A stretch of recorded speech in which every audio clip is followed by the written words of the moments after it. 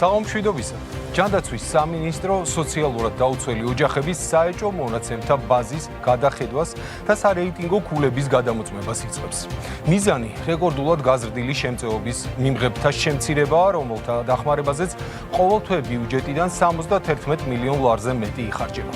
როგორც პირველადი ანალიზით გამოვლინდა, სოციალური შემწეობის მიმღებთა გარკვეულ ნაწილს არათუ სიღარიბეზე უკეთესი მაჩვენებელი აქვს, არამედ შეძლებულია და მაღალი შემოსავალი უფიქსირდებათ. დღეისათვის სოციალურად დაუცველთა ბაზაში რეგისტრირებულთა ნაწილი არ იღებს შემწეობას, მაგრამ სარგებლობს სოცდაუცველთათვის გათვალისწინებული შეღავათებით, სოციალური პაკეტებით, კომუნალური გადასახადების სუბსიდიით და ჯანმრთელობის დაზღვევით. სოციალურად დაუცველების რეკორდული ზრდა პანდემიის შემდეგ დაიწყო, როდესაც ოჯახების გადამოწმებაზე მორატორიუმი გამოცხადდა. შემწეობის მიმღებთა რაოდენობა სახელმწიფო დასაქმების პროგრამამაც გაზარდა, რადგან მოსარგებლე ოჯახების სახელმწიფო 4 წლით აღარ ამოწმებდა, რაც ავტომატურად ნიშნავდა იმას, რომ მათ დაუცველი სტატუსი უნარჩუნდებოდათ. რა პროცესის მომსწრენი ხდებით დღეს? ეს არის სოციალური სამართლიანობის აღდგენა თუ ადმინისტრაციული კონტროლის გაძლიერება მოქალაქეებზე. რა სტრატეგიას ირჩევს ხელისუფლების სოციალური სისტემის ეფექტიანობისათვის? რა უნდა შეიცვალოს პირველ რიგში? დახმარების ოდენობა, შერჩევის კრიტერიუმები თუ დასაქმების პოლიტიკა? არის თუ არა არსებული მოდელი სიღარიბის შემცირების რეალური ინსტრუმენტი? რამდენ ადამიანს და რის საფუძველზე მოეხსნება შემწეობა? რა თანხა დაიზოგება ბიუჯეტიდან და გაიზრდება თუ არა იმ ადამიანების დაფინანსება, ვისაც ნამდვილად სჭირდება დახმარება? სწორედ ამ საკითხებზე გთავაზობთ დღეს დებატებს რუსთავი ორზე.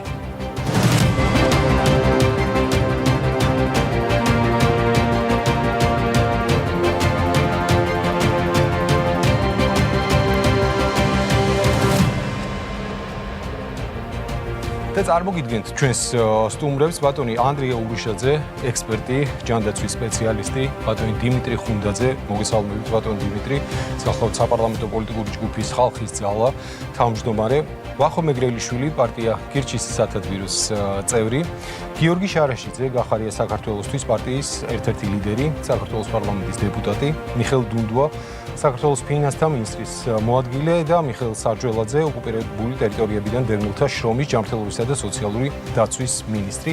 დიდი მადლობა ბატონებო სტუდიაში მობრძანებისათვის. მე თქვენს და მაყურებელსაც კიდევ ერთხელ შევახსენებ ჩვენი დებატების რეგლამენტს. შეგახსენებთ, რომ იმისათვის, რომ მხარეთა პოზიციები თანაბრად იყოს წარმოდგენილი, თქვენ თავდაპირველად თქვენი პოზიციის დასაფიქსირებლად გექნებათ 2 წუთი. ამის შემდგომ ყველა თქვენგანი უპასუხებთ წამყვანის კითხვას, ამისთვის გექნებათ ასევე 2 წუთამდე, უბრალოდ 3 წუთამდე დრო. დებატების მესამე ნაწილში კი თქვენ გექნებათ ყველა შესაძლებლობა 2 კითხვით მიმართოთ თქვენს ოპონენტს და შემდგომ ასევე გექნებათ რეპლიკის უფლება დასასრულს მეოთხე ნაწილში. თქვენ გექნებათ დისკუსიის შეჯამების საშუალება და ამისთვის გექნებათ 1 წუთი დრო.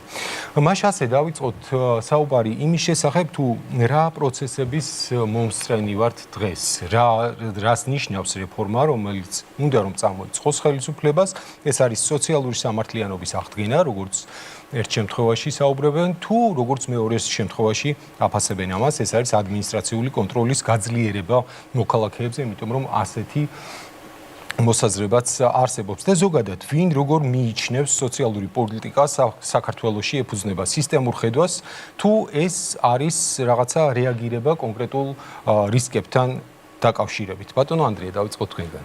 გისმენთ და თქვენ გაქვთ ამისთვის 2 წუთი. მადლობა. პირველად ვთქვათ, რაზე ვსაუბრობთ ზოგადად, იმიტომ რომ მისამართული სოციალური დახმარება ეს იყო პირველი ისტორიულად საქართველოს ისტორიაში პროგრამა, რომელიც უშუალოდ ღარიბებს ეხმარებოდა. 2006 წელს გაიცა პირველი სოციალური დახმარება და მაშინ აი ათასობით ოჯახი გადარჩა იმას, რასაც ჩვენ ცილოვან შიმშილს ვეძახდით და უკიდურეს სიღატაკეს. საბედნიეროდ აი 20 წელი გავიდა თითქმის ეს პროგრამა მუშაობს და აი არნახული ბიუჯეტი აქვს ახლა ამ პროგრამას მართლა რომ დავინახოთ და უნდა ვიცოდეთ რა როლს ასრულებს ეს პროგრამა. ამ პროგრამის მთავარი ამოცანაა ყველაზე უკიდურესად გაჭირვებულ ოჯახებს და ადამიანებს დაეხმაროს. ეს ამცირებს ტერმინოლოგია რო ეხმაროთ სიღარიბის სიღრმეს და სიღარიბის სიმწვავეს. ანუ ადამიანები, რომლებიც ჩამოსული არიან სიღარიბის ზღვარს ქვემოთ, ცდილობენ მაქსიმალურად მიუახლოვოს ამ პროგრამამ. აი ამ სიღარიბის ზღვარს. ანუ ის თავისი შინაარსით არაიმდენად სიღარიბეს ამცირებს ზოგადად, თუმცა ამასაც თავისი პოზიტიური როლი აქვს სხვა სოციალურ გადაცემებთან ერთად.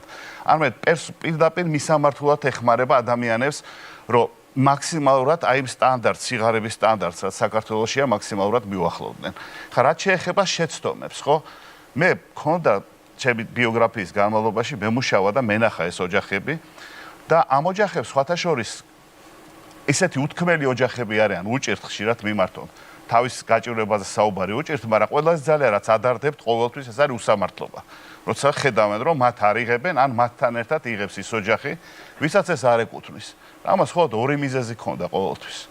დღესაც დარწმუნებული ვარ, ამის გამოა ეს საუბარი და ეს დებატები წარმოშობილი. პირველი ეს მიზეზი არის ზეწოლა, პოლიტიკური ზეწოლა. ხშირად ეს აი უნდათ ხოლმე რომ კონკრეტულმა ოჯახმა მიიღოს დახმარება, ხშირად ეს პროგრამა ვერ ხერხდება იმის გამო რომ ეს ოჯახს უფრო მეტი აქვს შემოსავალი და იგივე ადგილობრივი ხელისუფლება, მათი მეგობრები, ვისაც გავლენა აქვს რაღაცა და ეს ზეწოლას ვერ უძლებს სოციალური სააგენტო, მისი ასე თქვათ სოციალური აგენტები. მადლობა ბატონო ანდრია. მეორეც რაც მინდა გითხრათ, მაქვს კიდე 50 წამი და მეორე რაც მინდა გითხრათ, მეორე არის კორუფცია. ანუ როდესაც ქთამს იღებს სოციალური აგენტი ამ დახმარების სანაცვლოდ, იმიტომ რომ საკმაოდ გულუხვია ეს სოციალური დახმარება. ანუ პირველი კორუფცია, ჩართვის მიზეზი და მეორეა პოლიტიკური ზეწოლა. სამწუხაროა რომ ამ 4 წლის განმავლობაში მილიონობით ლარი გაიცა ამ პროგრამით და გაიცა არამიზნობრივად, ხო, ეს უნდა ვადასტუროთ. კარგია, ჯობს გვიან ვიდრე არასდროს, მაგრამ ჩვენ ამას ვეძახდით არამიზნობრივ ხარჯვას. ალბათ ფინანსთა სამინისტროს ესე შეაფასებდა, თუ აკონტროლებს და თუ უნდათ ამ წესრიგის დაცვა. ვინ არის დამნაშავე ამაში? როგორც წესი, დამნაშავე არის ხოლმე სოციალური აგენტიდან დაწყებული ყველა ის, ვისაც კონტროლი ევალება, იმიტომ რომ სისტემა ისე არის აწყობილი ამ პროგრამის დანიშვნის და კონტროლის, რომ ძალიან ადვილია უკვე სანამ ადამიანი მიიღებს ამ დახმარებას, უკვე ანკეტის შევსებისთანავე მოხდეს მისი გადამოწმება. მადლობა ბატონო ანდრია, თქვენ კი გაქვთ თქვენი ტაიმერი ჩართული, მაგრამ 2 წუთი გქონდათ ამისთვის. დიდი მადლობა. არა ბატონო. ბატონო დიმიტრი, როგორია თქვენი სასტარტო პოზიცია? კი ბატონო, მოგესალმებით.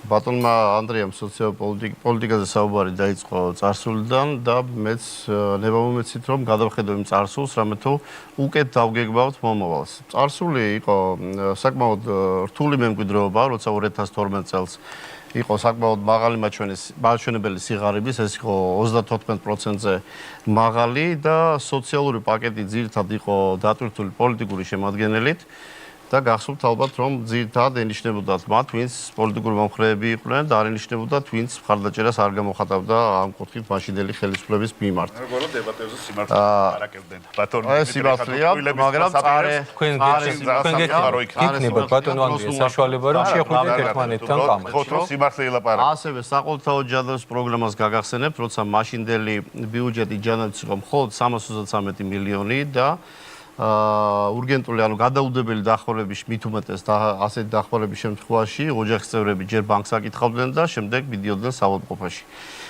სწორედ მაშინ იყო, როდესაც გაუქმდა და მხოლოდ 0-დან 6 წლამდე იყო ურგენტი და საპენსიო ასაკის და დიდი სეგმენტი სწორედ ამ მომსახურების გარეშე იყო და მინდა გითხრათ, რომ 10% თუ შეძლებდა მაშინ გადაუდებელი სამედიცინო დახმარების ანაზღაურებას და მაშინდელი 333 მილიონი საყოველთაო ჯანდაცვის პროგრამით შემდეგ 1,5 მილიარდი დაფინანსდა ეს მხოლოდ საყოველთაო ჯანდაცვის პროგრამულთან ერთად ის არის 2,2 მილიარდი.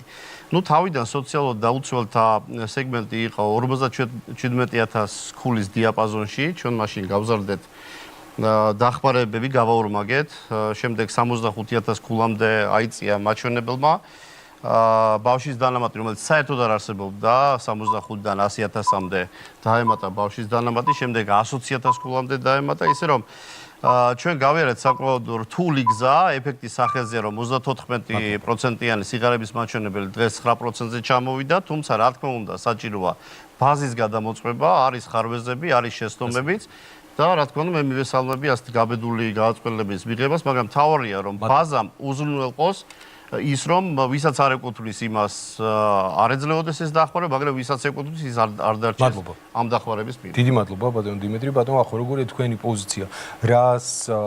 რისი მომსწრენი ვართ ჩვენ დღეს? პირველ რიგში ძალიან დიდი მადლობა რომ დაიწყეთ მადლობა თქვენ დებატები, ძალიან საინტერესოა და ძალიან მნიშვნელოვანია, რომ აი ძალიან ეკლაკ ქართულ პოლიტიკურ სივრცეს მსგავს თემებზე საუბარი. უბრალოდ ეხლა რომ გადავიდი ამაზე, მე არ მინდა რომ დავივიწროდებ მხოლოდ ამ პროგრამით, იმიტომ რომ სიღარიბე არ შეიძლება რომ რაღაც ერთი პროგრამით ზოგადად აღმოიფხვრას და ამ კონკრეტულ პრობლემაზე ვისაუბრო. რადგან ჩვენ ვაპირებთ, იმიტომ რომ სიღარიბე ფართო ფენომენია, აი ფაქტობრივად კაცობრიობის უდიდესი ნაწილისთვის ეს ჩვეულებრივი მოვლენა იყო. გასაკვირი ის იყო, რომ რაღაცა ნაწილმა მოახერხეთ და ამ სიღარიბედან გამოვედით რეალურად. და თავარი აი 4 თავარი ღერძი, რომელიც თუ მოწესრიგებული გაქვს, ეს თქვა, გამოდიხარ და კეთილდღეობაში გადადიხარ და თუ ეს არა გაქვს მოწესრიგებული, პირიქით მდგომარეობაში უფრო სიღარიბეში ვიდიხარ. ეს არის კერძო საკუთრების ინსტიტუტი. ამ კერძო საკუთრებას ჭირდება სასამართლო, რომელიც ფაქტობრივად უზრუნველყოფს იმას, რომ ადამიანები საქმეს როცა აკეთებენ, უსაფრთხოდ გრძნობდნენ თავს, რომ მათი საკუთრება არ დაიკარგება. ეს არის საქმის კეთების სიმარტივე, ანუ თავისუფლება, დერეგულაციას რო ვეძახით და ეს არის ბოლოს საგადასახადო ტვირთი, ანუ ის ტვირთი, რომელსაც მთავრობა ხარჯავს. და ეს კონკრეტული პროგრამა, აი რაზეც ჩვენ საუბრობთ, ეხება მხოლოდ ერთ რამეს, ანუ როგორ შეგვიძლია ჩვენ გადავანაწილოთ ის თანხები, რომელიც იდეაში წავართვით ჩვენს თანამოქალაქეებს. ხო და ამ შემთხვევაში ჩვენი წარმოდგენით რა, ანუ პრობლემა იმაშია, რომ ჩვენ თვითონ ვიწევთ, აი არც ერთი ეს კონკრეტული პირობა, რომელიც ახლა მე ჩამოვთვალე, არ გვაქვს მოგვარებული, არც კერძო საკუთრების ინსტიტუტი გვაქვს ქვეყანაში დაცული, არც სასამართლო გვაქვს მაინც და მაინც დამოუკიდებელი და თავისუფალი რეგულაციებს ოდნავ მეც გადავაცილებ, რადგან ესეც იყო საქმე.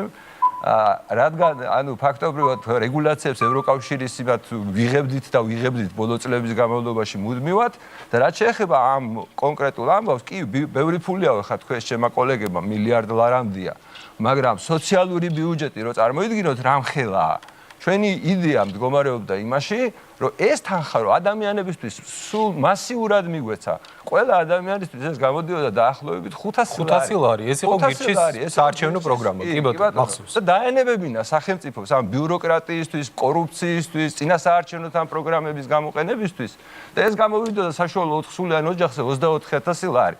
და ეს ადამიანები დარწმუნებული, ეს ადამიანები მოაგვარებდნენ თავის სიღარიბის პრობლემას. გასაგებია, დიდი მადლობა ბატონო.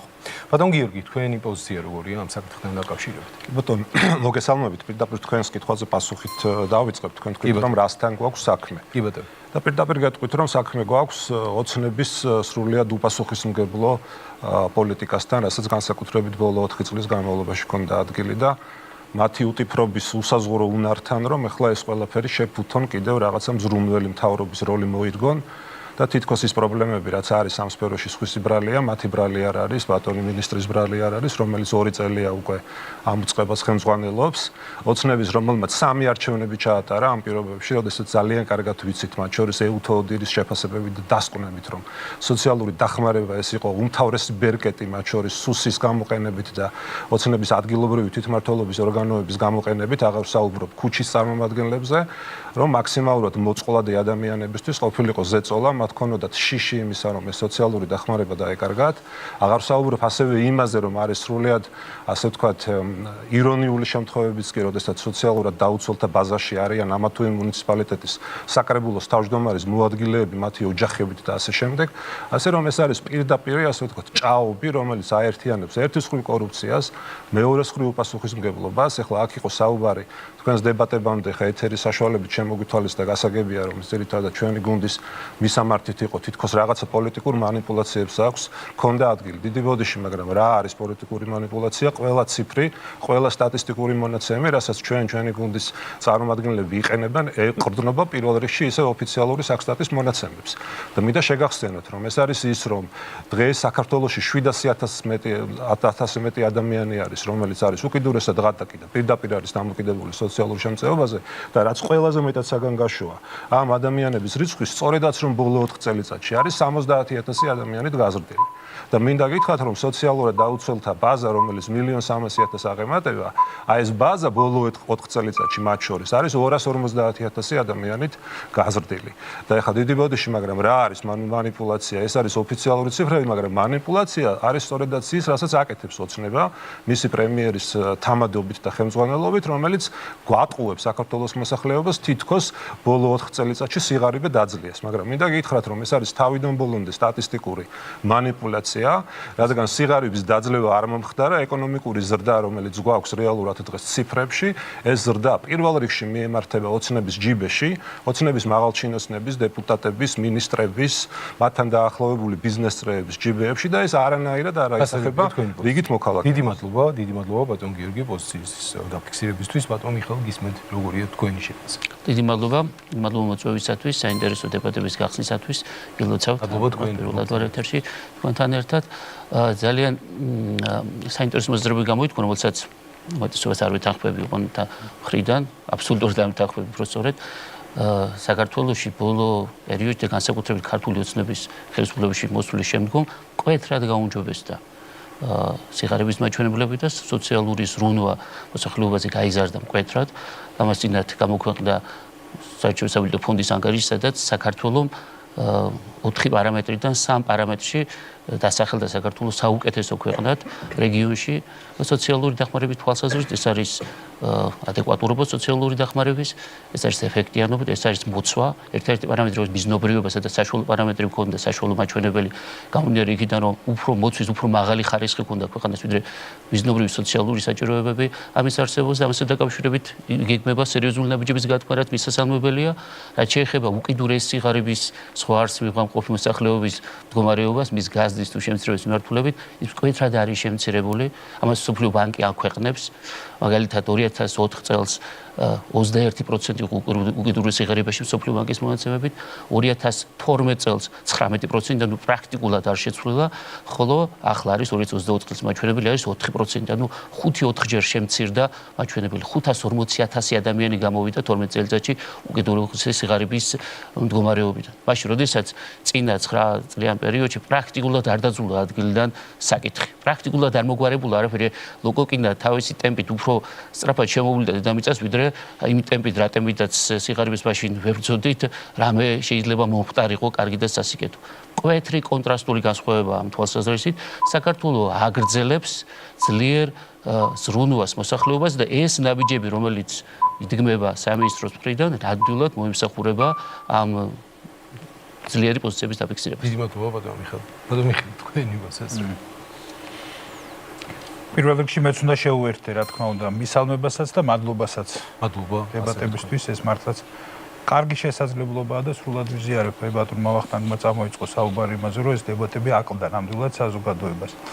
უბრალოდ ერთი რამ მინდა შევნიშნო, რომ როდესაც ასეთ საკითხებზეა საუბარი, სადაც პროფესიონალური შეფასებები არის კრიტიკულად მნიშვნელოვანი, ნეიტრალური პოლიტიკურისგან. მნიშვნელოვანია, რომ ეს ასეთიც იყოს დებატების დროს და არა ისეთი, რომ მაგალითად საქსტატში თურმე მონაცემია, რომლითაც მოსახლეობა სულ ღარიბდება, სულ რაღაცა უბედურებასთან გვაქვს საქმე და ეს სწორედ ამაში მდგომარეობს პატნობიორდი მანიპულაციური ინტერპრეტაციები. მდგომარეობს იმაში, რომ თუ კი საქსტატს იმოწმებს, სწორედ საქსტატზე დაყრდნობით შეგიძლია დაინახოთ იქ მარტივი მონაცემი, რომ 2012 წელს მაგალითად სიღარიბის მაჩვენებელი 30%-ს აღემატებოდა, ახლა 9.4%-ია. ეს ხომ მნიშვნელოვანი დინამიკა, არასდროს ასეთი ტემპი არ ქონია ქვეყანას, რომ ასე ვითარდებოდეს და ასე მცირდებოდეს სიღარიბე. ეს არის რეალობა. ეხლა რაც შეეხება აქ ძირითადად რაც იყო ნათქვამი, პრაქტიკულად რაც იკვეთება, ეს არის რომ ყველა ეთანხმება იმას, რომ კი სოციალურად სამართლიანი უნდა იყოს ბაზა და ეს არის სწორი გადაწყვეტილება, რაზეც ვსაუბრობთ.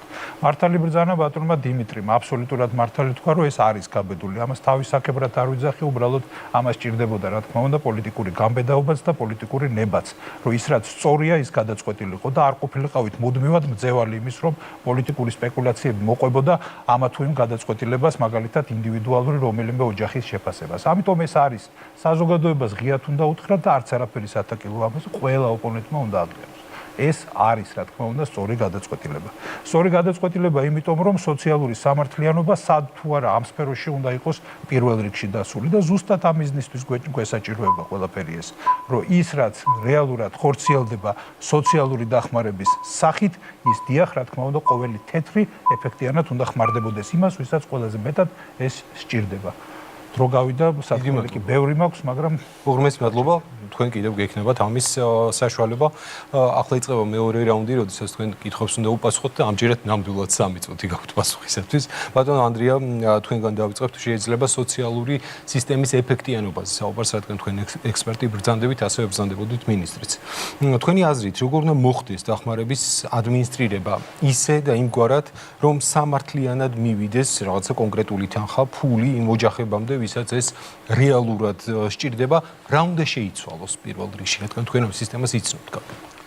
პირველი მინდა გითხრათ, რომ რა უნდა შეიცვალოს და პირველი ციფრებით რახან დაიწყო, მეთანხმები, მართლა სტატისტიკას უნდა დავეყოთ და მართლა შემცირდა სიღარიბე, როგორც საერთაშორისო მაჩვენებლების, საერთაშორისო სიღარიბე, ისე ეროვნული. ამის დანახვა შეუძლებელია. მაგრამ ეს შემცირება დაიწყო, როგორც კი სახელმწიფო ფეხზე დადგა. როგორც კი 95-14 წლებში სახელმწიფო დადგა, მაშინ ჩვენი სიღარიბის მაჩვენებელი თუ 2002 წელი გაინტერესებდა 52% იყო სიღარიბის მაჩვენებელი. სოფლიო ბანკის მაჩვენებლით, რომელიც არის ერთ სულმოსახლეზე $3 შემოსავალი. ნუ ჩვენაირი ქვეყნისთვის მაშინ. ამის შემდეგ შემცირდა სწორედ 34-მდე და თქვენი, ასე ვთქვათ, პერიოდში, რასაც თქვენ ახსენებთ, შემცირდა 9%-მდე. კარგი მაჩვენებელია. ამ პერიოდში ჩვენ გავიარეთ ომი, ჩვენ გავიარეთ კოვიდი, რამაც თავისი დამღა დააწესა. ამიტომაც იმისათვის რომ ჩვენ რა უნდა გავაკეთოთ, ხო? პირველი, რაც ითქვა, ეს მეთოდოლოგია უნდა დაიხვეწოს, უნდა იყოს სამართლიანად გაცემული ეს თანხა, რომ მართლა ღარიბებმა მიიღონ. იმიტომ რომ ეს იმას კი არნიშნავს, რომ უნდა შემცირდეს ამ პროგრამის ბიუჯეტი. არამედ გამონთავისუფლებელი არამიზნობრივი ხარჯი გადამისამართეს ღარიბებზე და გარდაფულადი დახმარებისა მათ ქონდეთ საცხოვრებელი პირობების გაუმჯობესების შესაძლებლობა და მხარდაჭერა. ძალიან კარგია ბავშვების დახმარება რო იყო. ეს თავის დროზე UNICEF-ის რეკომენდაცია იყო ჯერ კიდევ 2012 და კარგია რომ ძალაში შევიდა. ბავშვიან ოჯახებს მეტი მხარდაჭერა ჭირდებათ. მაგრამ უნდა იცოდეთ ისიც რომ თავარი მხარდაჭერა და თავარი გამოსავალი სიღარიბიდან არის უმუშევრობა. და საბოლოო ჯამში უნდა დავფიქრდეთ, რატო გარბის საქართველოსთან ათასობით ახალგაზრდა ოჯახი იმისათვის რომ დააღწიოს თავის სიღარიბეს და უმუშევრობას, ხო საზღვარგარეთ. ეს ხო ვიცით. რატო ხდება რომ შობადობა დაეცა ეს საქართველოში, ხო? და როცა უკვე ფაქტიურად გასულ წელს ყველაზე მინიმალური რაოდენობა იყო ჩვენთან შობადობის, თითქმის 35-36,000-მდე დავიდა შობადობა, ხო? საბოლოო ჯამში და დავფიქრდეთ, რატო ვერ ვახერხებთ ისეთი სოციალური გარემოს შექმნას, ისეთი მისამართული პროგრამების გახორციელებას, რა გვაკლია?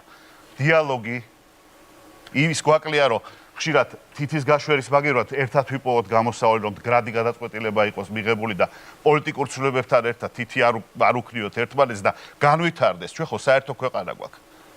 ეს ხო საერთო საქართველოში ცხოვრობს ეს ღარიბი ადამიანები, ხო? ხო არ შეიძლება მთავრობიდან მთავრობამდე აყვედრიდნენ ამ ადამიანებს თვითონ საქართველოს საზოგადოების მიერ გაცემულ თანხას. არც ერთი მთავრობის ფული არ იყო. არც წინა მთავრობის, არც იმის წინათ, არც ამის. ეს არის ქართველი ხალხის ფული, რომელიც ხვარდება და უნდა მოხმარდეს ყველაზე გაჭირვებულ ოჯახებს საქართველოში. ნუ რავინი დაიბრალებს, რომ ეს არის ვინმეს ჯიბიდან ამოღებული, ან ბატონი დიმიტრის ჯიბიდან ამოღებული, ან ბატონი ფინანსთა მინისტრის მოადგილის ჯიბიდან. არა, ეს არის ქართველი ხალხის გადასახადებით დაფინანსებული ფული. მადლობთ. უღრმესი მადლობა, დიდი მადლობა. ბატონ დიმიტრი, თქვენ წლების განმავლობაში ხელმძღვანელობდით პარლამენტის ჯანდაცვის კომიტეტს და სწორედ აი აქედან გამომდინარე, ალბათ თქვენ უკეთ გეცოდინებათ, რატომ ხდება ისე, რომ სოციალურ დახმარებას იღებს იმაზე მეტი ადამიანი, ვიდრე არის აი სიღარიბის ზღვარს მიღმა მყოფი ადამიანები.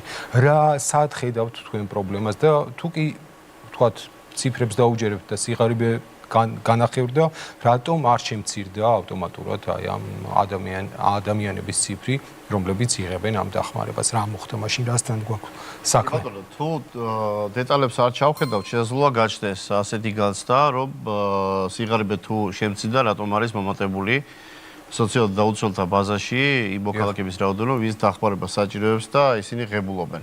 ეს განაპირობა იმან, რომ საწყისი ეტაპიდან დღემდე დიაპაზონი გაიზარდა და უფრო მეტი ადამიანი ფიქსირდება ბაზაში შესაბამისად გაფართოებული კრიტერიუმებისა და სხვადასხვა ეტაპების გამო. აი მაგალითად ხო, თუ ავიღებდით იმ კრიტერიუმებს, რაც იყო საწყის ეტაპზე და უშუალოდ 2012 წელს, 2013 წელს, მაშინ დღეს ეს რაოდენობა იმ კრიტერიუმებით პირდაპირ დაცვლით არ იქნებოდა, მაგრამ შეხედეთ 57,000 ქულამდე იყო შეფასებითი დიაპაზონი და გაიზარდა 65,000-მდე. რა თქმა უნდა, სხვაობა ამ ქულათა შორის მეტ ადამიანს მოიცავს და ასევე შემდეგ გავზარდეთ ჩვენ 100,000 ქულამდე ბავშვთა დახმარების ოდენობა, რომელიც საერთოდ არ არსებობდა, ნული იყო.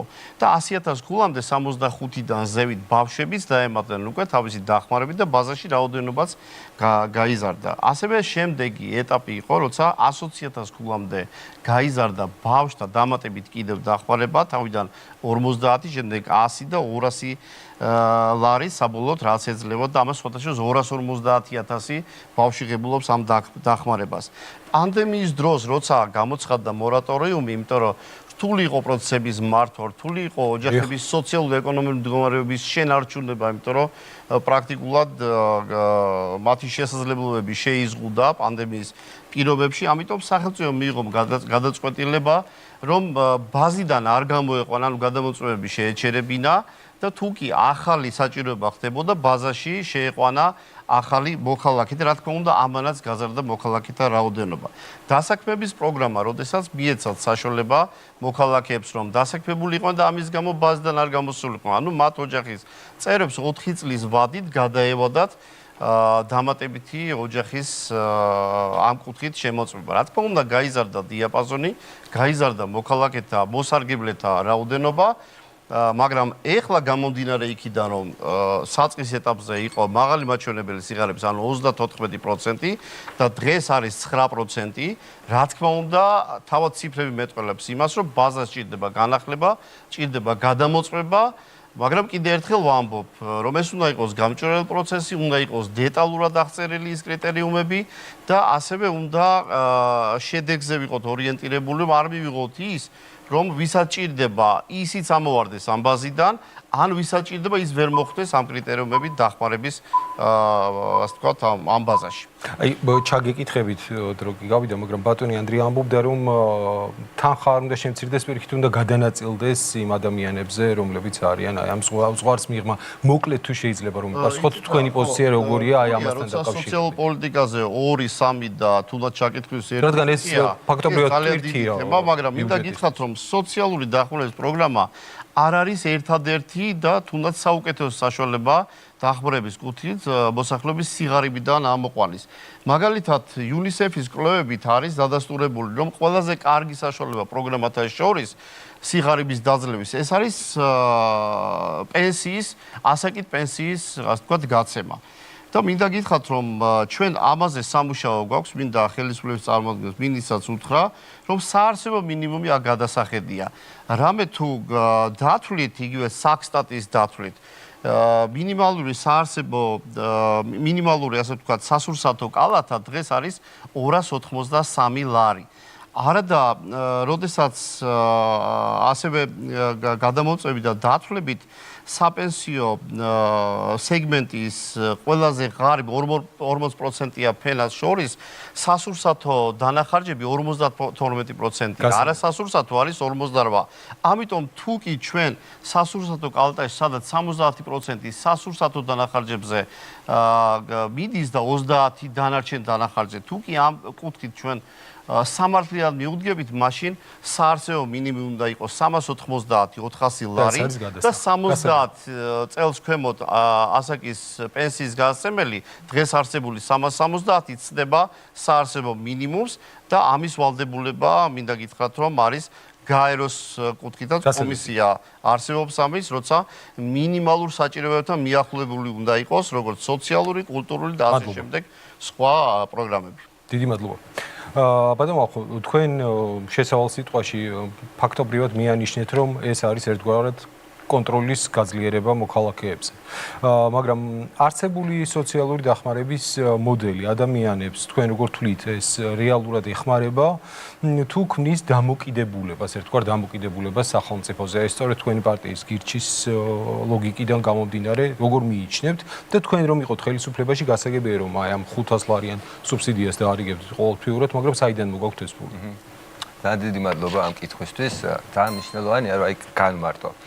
აი ეს პროექტი რომ პროგრამა რაზეც ეს ლაპარაკობთ, სანდრო დამეთანხმება, ჩვენი ინიცირებული იყო და სინამდვილეში ეს იდეა რომ მოდი დავეხმაროთ ღარიბებს და არა ყველას, ეს ჩვენ შემოვიტანეთ 2004 წელში ბატონი ზურაბ ჟვანიას ეს იყო რა ქვია, ну ფაქტობრივად დახმარება და ხელშეწყობა და წარმოიდგინეთ რომ ჩვენ რასაც ფულს ხარჯავთ ვართვევთ ადამიანებს, მე ამას უბრუნებთ ნებისმიერ, აი მაგალითად პენსიონერები როგორც აი ყველაზე დიდი კატეგორია, სტატისტიკა რომ ნახოთ, პენსიონერების უფრო მეტი ნაწილი ცხოვრობს საშუალოზე შეძლებულ ოჯახებში და უფრო ნაკლები ნაწილი ცხოვრობს გაჭირვებულ ოჯახებში.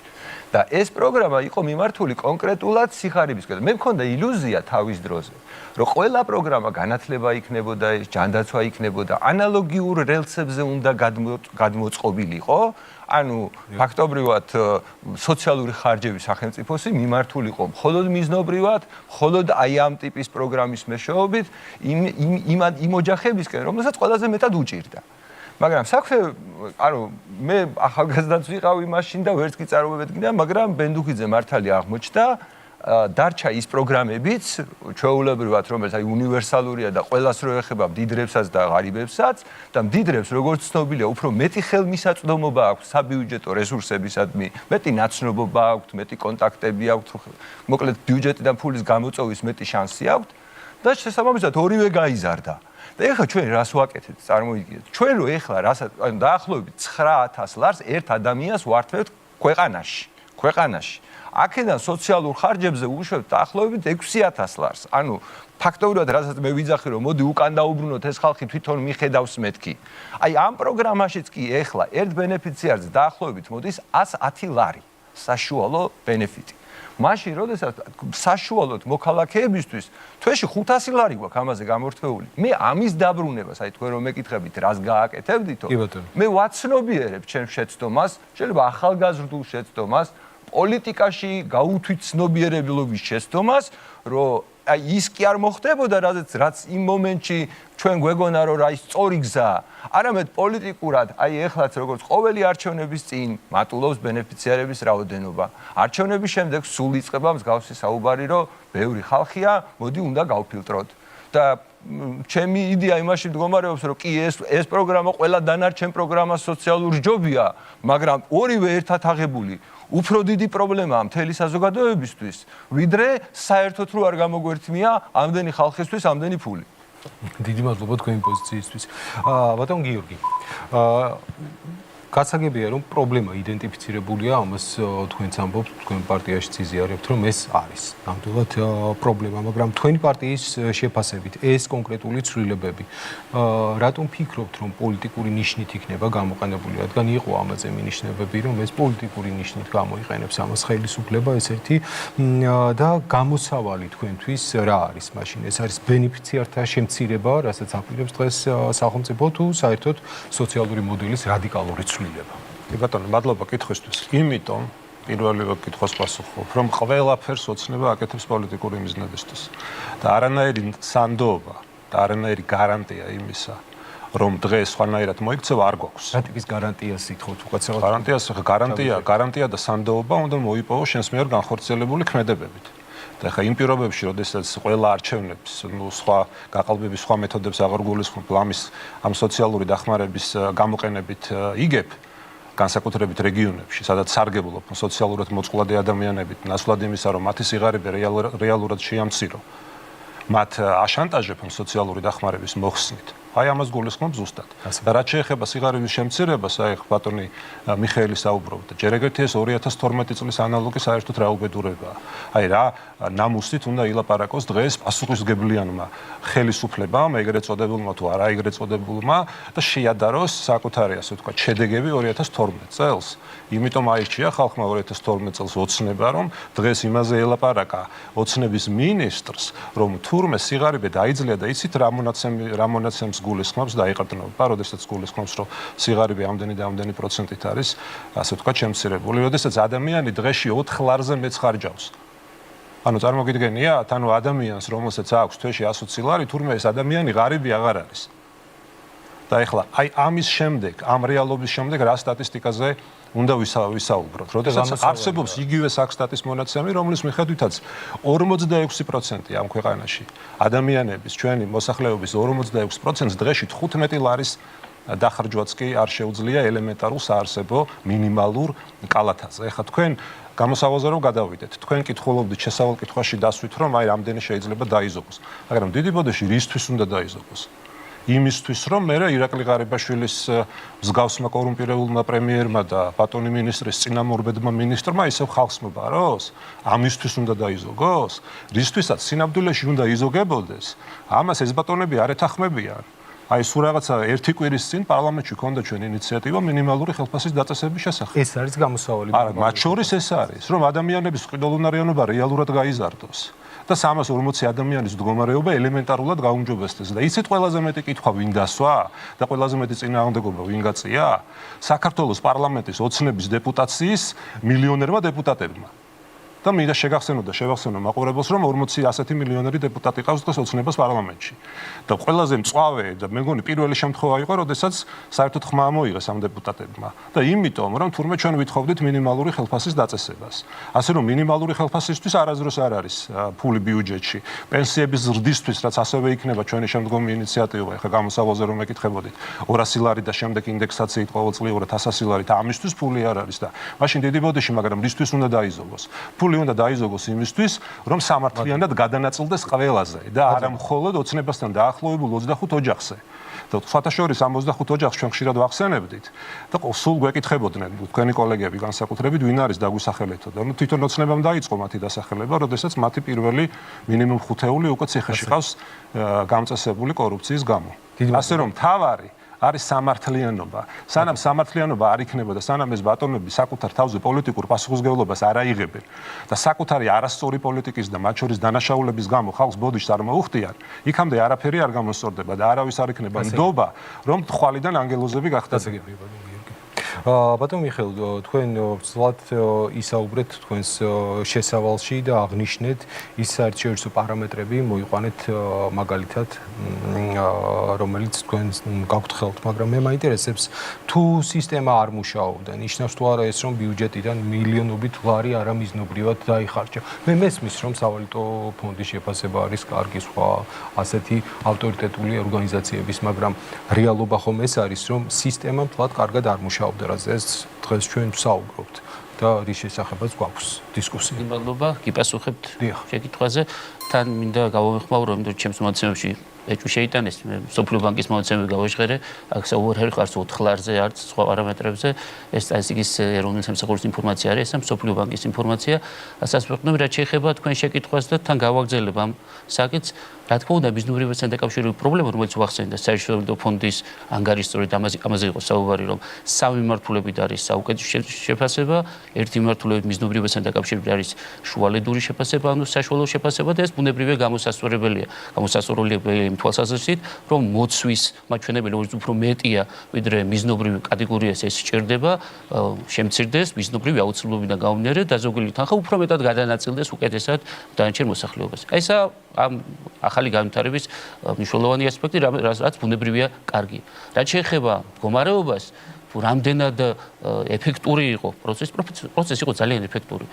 შევხედოთ ისე სოფლიო ბანკის მონაცემებს, თუ როგორ შეიცვალა მოსახლეობის მდგომარეობა მათი შეფასებით, წყვილდულარიობის პარიტეტის მიხედვით და არა მაგალითად ჩემი დათვლით, არა ვთქვათ მთავრობის დათვლით შეიძლება ვინმე მეჭვი შეიპაროს. აი ბატონო ანდრიამ ახსენა მაჩვენებელი, რამდენიმე კატეგორია ყოფს სოფლიო ბანკი სოციალური მდგომარეობის საერთაშორისო ცხრების მიხედვით მოსახლეობას, ერთი ვახსენებ კიდურეს სიღარიბე და როგორი პროგრესი გვაქვს ამაზე თქონდა საუბარი, მეორე არის დაბალი საშუალო შემოსავლის კლასზე ნაკლები შემოსავლის მქონე მოსახლეობა, ესეც ხელმოკლეები არიან, ბუნებრივია საშუალო ფინანსში ვერ გადადიან ეს დაბალ კატეგორიაში. შედარებისათვის ისევ შევადარებ ძვერ პერიოდს და მინარე სიტუაციას 37% იყო მოსახლეობის 2004 წელს, იყო შემდგომ 34 2012 წელს, ანუ პრაქტიკულად არ შეცვლილა, ხოლო ახლა 2024 წელს არის 11%, ეს მაჩვენებელი შემცირებულია სამჯერაა შემცირებული და ამ კატეგორიიდან ამოსული არის, ამ სოციალური მდგომარეობიდან გამოსული არის 870,000 პირი. დატოვა ეს მდგომარეობა და გადავიდა საშუალო ფენის მინიმალური საშუალო კლასის კატეგორიაში. ახლა რაც შეეხება ყველაზე მაღალ კატეგორიას, ანუ მაღალი საშუალო შემოსავლის კლასის მქონე კლასის მოსახლეობაზე შემოსავალზე ნაკლები შემოსავლის მქონე მოქალაქეთა რაოდენობას. აქ კიდევ უფრო თვალსაჩინოა პროგრესი. რომ ეს უკვე სიღარიბის დატოვებას არამედ მაღალი საშუალო კატეგორიის კლასში გადასვლას ნიშნავს. 1 მილიონი ადამიანია გადასული სოფლიო ბანკის მონაცემებით 2012 წლის შემდგომ ამ კატეგორიაში. ეს სიღარიბის მაჩვენებელი 2004 წელს იყო 77%, 2012 წელს იყო 72%, ანუ პრაქტიკულად არ შეცვლილა. ახლა შემცირდა ეს მაჩვენებელი მთლიანი რაოდენობა 40%-ით და 1 მილიონი ადამიანი გადავიდა მაღალ კატეგორიაში, მაღალი საშუალო შემოსავლის კლასის კატეგორიაში. ეს რა თქმა უნდა მიღწევა. დიდი მადლობა ბატონო მიხეილ. ბატონო მინისტრო, თუ სოციალური დახმარების სისტემა წლების განმავლობაში არ მუშაობდა კარგად და ჩვენ ამაზე ვსაუბრობთ დღეს და არ ასახავდა უბრალოდ იმ მოქალაქეთა რეალურ მდგომარეობას, რომელიც არის და დღეს არის უკვე საუბარი აი ამ სიების დაზუსტებაზე. ეს როგორ თვლით თქვენ? არის სისტემური პრობლემა თუ ეს იყო დროებითი პრობლემა, რადგან საუბარი არის პანდემიის პერიოდზე, როდესაც არ ხდებოდა გადამოწმება და 4 წლიანი პაუზა იყო აღებული. მადლობთ. მე ვეცდები სწრაფად გიპასუხოთ ამ კითხვაზე და გადავიდე აქ რაც ითქვა, იმაზეც მინდოდა კომენტარების გაკეთება. პირველი რაც უნდა ითქვას, რომ დიახ, რა თქმა უნდა, ეს იყო მაინც დროებითი, მაგრამ მნიშვნელოვანი პრობლემა, რომელსაც შეიძლება კონდეს ნიშნები სისტემურობის. რატომ იყო პრობლემა? იმიტომ რომ საბოლოო ჯამში ისევ ერთი და იგივე საქსტატის მონაცემებზე დაყრდნობით იყო მოცემულობა, როდესაც სიღარიბე კლებულობს და საკმაოდ მაღალი ტემპით, ესე იგი კიდევ მეორე ამ 2012 წლიდან 30-ზე მეტი იყო პროცენტი აბსოლუტური ხო სიღარიბის ჩამოვიდა 9.4%-ზე. აი სულ მუდმივად კლებულობს პანდემიის მიუხედავად. ეს ნიშნავს იმას, რა თქმა უნდა, რომ ეს ერთი მაჩვენებელია, მეორე მაჩვენებელი ბაზებში სოცდაუცველების და კონკრეტული ახსნაც ითქვა ამისი, რატომ ფაქტია, რომ დინამიკა იყო პირიქით აღმავალი. ეს პრობლემატურია, რა თქმა უნდა, იმიტომ რომ აბსოლუტურად ასიმეტრიულად მიდიოდა ეს რიცხვები. ამიტომ მე მგონია, რომ ამაზე ვთქვი ზუსტად, რომ როდესაც აქ ვინმე მოიხმობს რიცხვს, რომ თუ სიღარიბე კლებულობს, მაშინ რატო იზრდება სოცდაუცველების ბაზა, ზუსტად ამიტომ. ესე იგი ახსნა იყო, რომ პრობლემა იყო ადმინისტრირებისა, მათ შორის თავის დროზე მორატორიუმის მიღებით, ბევრი სხვა ფაქტორით. ფაქტია ისე მოხდა, რომ ესე დაღმავალი რუდი არ აისახა ამ მიმართულებით. ფაქტია, რომ ეს რაღაცნაირად სოციალური სამართლიანობა უნდა აღქმის. როგორ აპირებთ ამას? ამიტომაც ვამბობთ, რომ სოციალური სამართლიანობისთვის ზუსტად ამიტომ არის აუცილებელი, რომ რაც შეიძლება მეტი ეფექტი მეტი რესურსი ჩაიდოს, მეტი ეფექტის მოსატანად, რომ თითოეული დანახარჯი, თითოეული თეთრის დანახარჯი ემსახურებოდეს საბოლოო ჯამში იმ მიზანს, რასაც ქვია ამ ხალხის ხელშეწყობა, რომ დაძლიონ სიღარიბე. დღემდე რომ ეს ეფექტურად მუშაობს, ეს არის ფაქტი. იმიტომ რომ ამ დანახარჯების ზრდასთან ერთად ფაქტია, რომ პირდაპირ პროპორციულად ქვევით ეშვება თავდაღმართია უმუშევრობისაც და რა თქმა უნდა სიღარიბის დონეც. ეს არის რიცხვები, რომელსაც გვაწვის რეალობას ხსნის, ხო? აი ამიტომაც ვამბობთ, რომ ეს ასიმეტრიულობა ამ რიცხვებში ეს მნიშვნელოვანი დეტალი იყო. სხვათა შორის აქვე უნდა თქვა, რომ ხა ბევრი ითქვა, რომ თითქოს პოლიტიკური მიზნით რაღაც არჩევნების წინ მატულობს და ასე შემდეგ. რა არის იცით, აი თუ კი კვალიფიციურად შევხედავთ უბრალოდ რიცხვებს. ფაქტია, აი თუ კი გავითვალისწინებთ რა რაოდენობით ზრდაზეა, რამდენი ოჯახით გაიზარდა, მაგალითად ბოლო 5 წლის განმავლობაში ოჯახების რაოდენობა. მიხვდებით, რომ ამას არჩევნებისთვის რაღაცა დიადი მიზნებისთვის არავით არ იკავშირი ამასთან არ აქვს.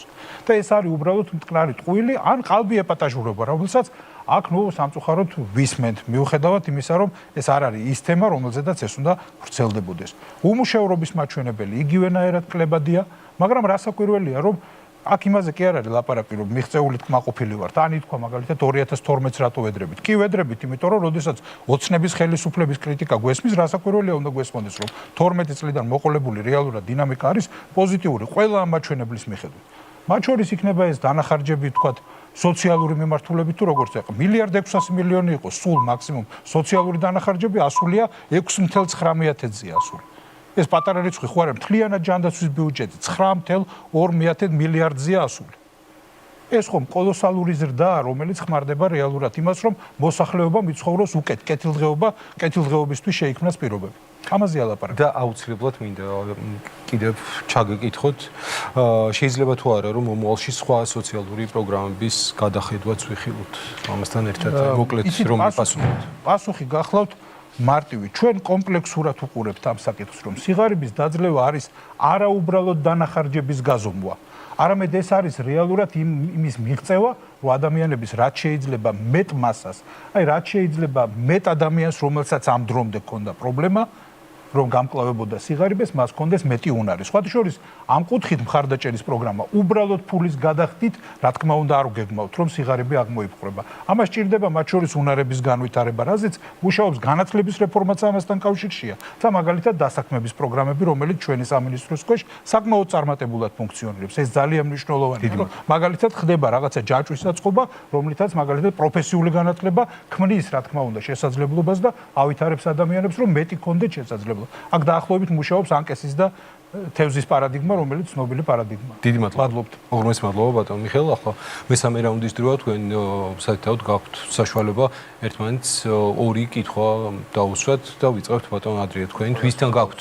თუ მოპატიეთ რომ აზუსტებ. თუ გაქვთ რომელიმე ორი კითხვა უნდა დავსვათ. ორი კითხვა შეგიძლიათ დასვათ. გნებავთ ცალ-ცალკე დასვით კითხვები, გნებავთ ორივე ერთ ადამიანს ერთ მონაწილეს დაუსვით, როგორც თქვენ გსურთ. ორი კითხვის უფლება გაქვთ. პირველი კითხვა ბუნებრივია, ალბათ უნდა დავუსვათ მინისტრს. კი ბატონო. და მე ამ კითხვას გამოვიყენებ ცოტა უფრო იმითი, რომ ხარი დაუჭირო იმ ხალხს, ვინც სოციალურ სააგენტოში მუშაობს. და შეიძლება ეს ძალიან მოწყვეტილია დღევანდელ რეალობას. და შეიძლება ბევრი ჩემი მეგობარი ჩემგან ელოდება სულ სხვა საუბარს და სულ სხვა კითხვას, მაგრამ მე დავსვავ ერთ კითხვას. ბატონო მინისტრო, ხო არ იგეგმება ხელფასების გაზრდა სოციალური აგენტებისთვის და სოციალური მუშაკებისთვის, იმიტომ რომ ძალიან დაბალ ხელფასზე მუშაობენ. ხო არ ფიქრობთ, რომ უნდა დაემატოს მათ ტრანსპორტის ხარჯების ანაზღაურება და მე ვიცი ქვეყნები, სადაც მათ ტრანსპორტი ემსახურება და მე ყოველთვის ვიძახდი მაშინაც, როცა ამის საშუალება მქონდა, რომ მანქანები უნდა ემსახურებოდნენ სოციალურ მუშაკებს და სოციალურ აგენტებს და არა დეპუტატებს და ჩინოვნიკებს. მათ შორის თუნდაც ჩემი თავიც აიყეთ აქედა. ეს არის პირველი კითხვა, რომელიც მინდა დაუსვა. კი ბატონო. და მეორე კითხვა, მინდა დაუსვა ბატონ მიხეილს. ბატონო მიხეილ, ბუნებრივია, რომ ციფრები ჯიუტია. ერთ და ერთ სტატისტიკას ვიყენებთ, ეს არის ჯეოსტატი და ხშირად სოფლიო ბანკის მონაცემები, ხო? მიუხედავად იმისა, რომ სხვადასხვა წლებში სხვადასხვანაირად ითვლებოდა, ბუნებრივია სასურველია, რომ ჩვენ ერთნაირი ციფრებით ვესაუბროთ ერთმანეთს და საზოგადოებას, ხო? ხომ არ ფიქრობთ, რომ უნდა არსებობდეს დებატებამდე ყოველთვის. ესე იგი, ოფიციალური, მე წამოვიღე ესეთი გრაფიკი, რო ციფრებში არ შევდავებულ ვართ. მე ვაღიარებ ბოლო წლების დამსახურებასაც, ვაღიარებ 2093-12 წლიდან ყველა ხელისუფლების დამსახურებას, რომ ეს არის ქართველი ხალხის დამსახურება და არა რომელიმე მინისტრის და რომელიმე კონკრეტული თანამდებობის პირის. სიღარიბე რო შევცირდა ჩვენთან. ნუ დაიბრალებს ნურც ერთი ხელისუფლება და ნუ დაიბრალებს ნურც ერთი მთავრობა. ეს არის იმ ადამიანების დამსახურება, ვინც დილით ადრე დგებიან, მიდიან სამსახურში, იხდიან გადასახადებს და რაც გვევალება, როდესაც ხელისუფლებაში ვართ, რომ ეს ფული გამკარგოთ სწორად. ამიტომაც ხომ არ ჯობია ყოველთვის ნებისმიერ სამთავრობო საიტზე იყოს ზუსტი სტატისტიკა გამოქვეყნებული. ფინანსთა სამინისტრო ამ თვალსაზრისით შედარებით უკეთესად მუშაობს. მე გულისხმობ, ჯანდაცვის სამინისტრო, სადაც სტატისტიკა 2017 წლიდან არ ახდება ხოლმე. იგივე სოციალური სააგენტოს ვებგვერდი, სადაც ვერცერთ ციფრს ვერ ვიპოვი ბოლო 3 წლის განმავლობაში და იძულებული ვართ. ხო არ ფიქრობთ, რომ ფინანსთა სამინისტრომ თავის თავზე უნდა აიღოს და ერთიანი სტატისტიკა, სტატისტიკურ სამსახურთან ერთად და იმასთან ერთად, რომელიცაც მერე ისარგებლეს ყველა სამინისტრო და ჩვენ გვექნება ერთიანი ციფრები, რომელსაც ვესაუბრებით საზოგადოებას, მიღწეულით გავიხარებთ ერთმანეთს ტყუილ უბრალოდ არ დაუწყებთ თითისქნევას, თუ რამე მიღწევა იყო ჩვენ წინა ხელისუფლების დროს და შევარდნაძის და ბატონის ზვიადის დროს კიდე და უნდა ვისწავლოთ ჩვენ არა ერთმანეთის შედარება და დატოლება, არამედ წინ როგორ წავიდეთ რა მაგას. გასაგებია, დიდი მადლობა ბატონო ანდრია, პირველი უსმენთ ბატონ მინისტრს და იმასთან დაკავშირებით, სოციალურ აგენტებთან და მათ ხელფასთან დაკავშირებით და მანქანებთან დაკავშირებით, რომელიც ეს კარგი მეთოდი გამოვიდა, რომ კითხვაში დამატებითი დროის მისაკუთრება გამოდის ეს ყველაფერი, მაგრამ ორი წუთი გოროტად არ ვისარგებლებ. მარტივად ვიტყვი, რომ პირველი სოცაგენტების ხელფასთან დაკავშირებით და ესენი იცით ამ მიმართულებით როგორია პოლიტიკა საზოგადოოდ ზრდასთან დაკავშირებით და ტენდენციები არის. სიმართლე გითხრათ, მე ყოველთვის გაცილებით მეტი და გაცილებით მეტი მინდა რომ იყოს საჯარო მოხელის ანაზღაურება, იმიტომ რომ მართლა გულწრფელად ვაფასებ და არა უბრალოდ განცხადებისთვის რეალურად იმ ხალხის შრომას, რომელზეც თქვენ სისაუბრეთ და ამას ვაფასებ, რომ ხაზი გაუსვით ამას. სულ ერთია როგორი იყო თქვენი დამოკიდებულება, მაგრამ ფაქტია, რომ ყველა ვინც აფასებს კეთილსინდისიერი საჯარო მოხელის საქმეს, ყველას ამ განცხადებას მე ვეთანხმები და მივესალმები, მაგრამ რაც შეეხება ხელფასის მატებას ამ მიმართულებით ამ დრომდეც იყო ხელფასის მატების ტენდენცია, რასაკვირველია, ეს ძალიან დიდი იმედი მაქვს, რომ რეალურადაც შენარჩუნდება, დაყრდნობით იმაზე, რასაც ქვია ქვეყნის ეკონომიკური ზრდა. ეს საბედნიეროდ მართლა ასეა, პირდაპირ პროპორციულად აისახება ყოველწლიურად მზარდი სახელფასო პოლიტიკა, რომელიც არსებობს და საბედნიეროდ ამის შესაძლებლობას აჩენს და ქმნის რეალურად ის ეკონომიკური ზრდა და წარმატება, რომელიც ქვეყანას აქვს. მეორე, აი თქვენ ბრძანეთ და არ შემიძლია უბრალოდ ამას არ დავარქვა, რომ ეს არის, რა თქმა უნდა, პოპულიზმი, როდესაც ერთ კონტექსტში აღნიშნავთ, მაგალითად, მინისტრის სამსახურში მყოფ მანქანას და სოცაგენტისთვის ამის მიცემას. რა არის, 180-ზე მეტია სოცაგენტი, რომელიც მუშაობს ამ თემაზე. აი დღეს რომ მე მაგალითად ეს ჩემი მანქანა დაუთმო და მივცე სოცაგენტს და იმანიაროს. აი როგორ ფიქრობთ, ამით რამე არსებითად შეიცვლება თუ ეს ლოგიკურია თუ არა? ერთი მანქანა ყავს სამინისტროში. მე მგონი არა, ერთ მანქანაზე არ არის ლაპარაკი, მოადგილეების რაოდენობაც რო დაამატოთ, მე მგონია თვისობრივ ვერ მანქანებს თუ დაიწყოს სისტემაში ეყოფა. ეხლა თქვენ ხო არ ფიქრობთ, რომ თქვენ რასაც ბრძანებთ ყველაფერში გეთანხმებით, სულ მცირე ნაწილები იყო, რომელშიც შეიძლება დაგეთანხმოთ კაცი, მაგრამ რეალურად მე მგონია, რომ ამ შემთხვევაში ეს არის უბრალო პოპულიზმი. სხვა მეტი ამას არაფერი ქვია. რაც შეეხება ტრანსპორტს და ყველა ხარჯს, რომელიც შეიძლება უკავშირდებოდეს მუშაობას, რეალურად ამის რეალური შესაძლებლობაზე რასაკვირველია, რომ იმუშავებს სამინისტრო პრიორიტეტულად. განსხვავებით სხვათა შორის დამოკიდებულებისგან, რომელიც აი თქვენ კი ბრძანეთ, რომ არ შეიძლება ხელისუფლებების შედარებაო, მაგრამ კი ნამდვილად შეიძლება და დღეს არის ხელისუფლება საქართველოში, რომელიც მოხელეზე რეალურად ზრუნავს და არა უბრალოდ ლიტონის სიტყვებით. მადლობა ბატონ მიხეილ, თქვენს პასუხსაც ვისმენთ აი ციფრებთან, მონაცემებთან დაკავშირებით. კითხვაც ბატონმა ანდრიამ დასვა და შემდეგ მას ექნება რეპლიკის საშუალება თქვენს პასუხებს. დიდი მადლობა. საქართველოს გამორჩეულია გამჭვირვალობის პარამეტრები და ინფორმაციის გამოქვეყნების თვალსაზრისითაც ბიუჯეტის გამჭვირვალობა პირველ ადგილზეა მსოფლიოში. ღია ბიუჯეტის ინდექსის მიხედვით ეს გულისხმობს იმას, რომ არა მხოლოდ დაგეგმვისა და განხორციელების პროცესში, არამედ ყველა პარამეტრი, საბიუჯეტო პარამეტრი მაქსიმალურად არის გამოქვეყნებული ჩვენ საიტზე. რაც შეეხება სოციალურ სტატისტიკას და ყველა სტატისტიკას, მათ შორის იმას, რომელსაც ფინანსების მინისტრო აქვეყნებს, საქსტატის ვებგვერდზე ყველა ინფორმაცია გამოქვეყნებულია.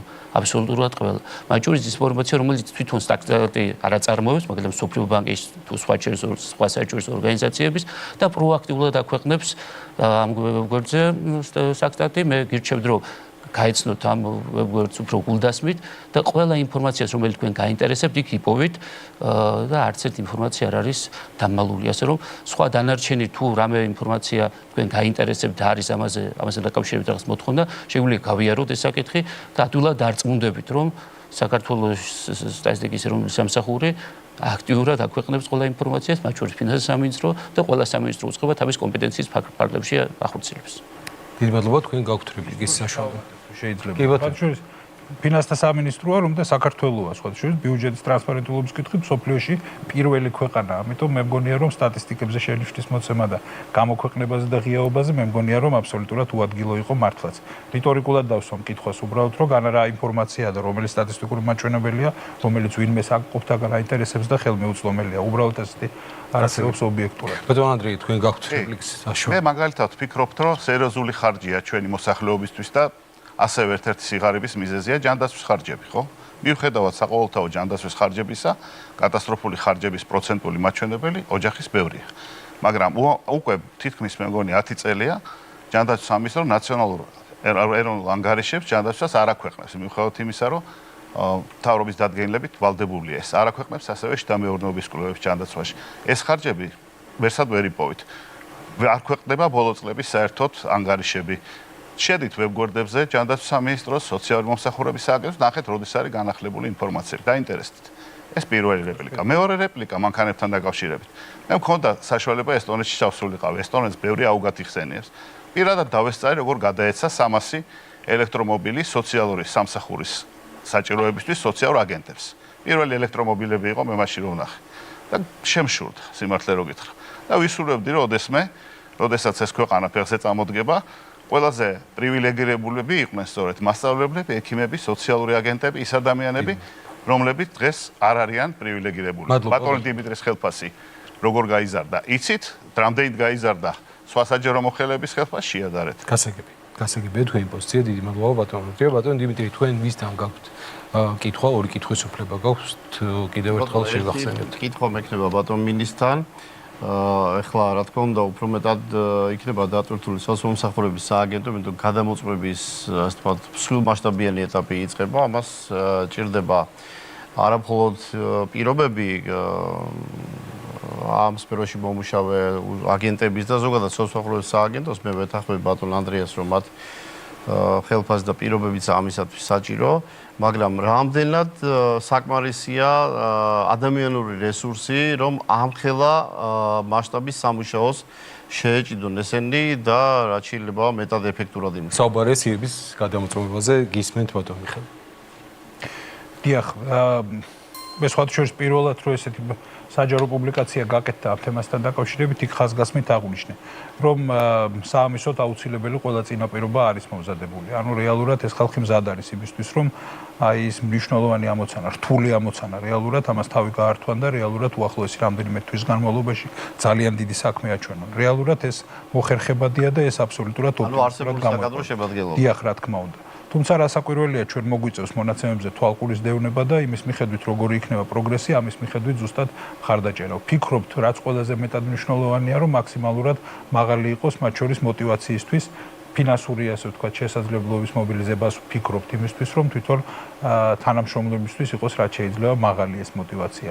ეს მართლაც ძალიან მნიშვნელოვანია.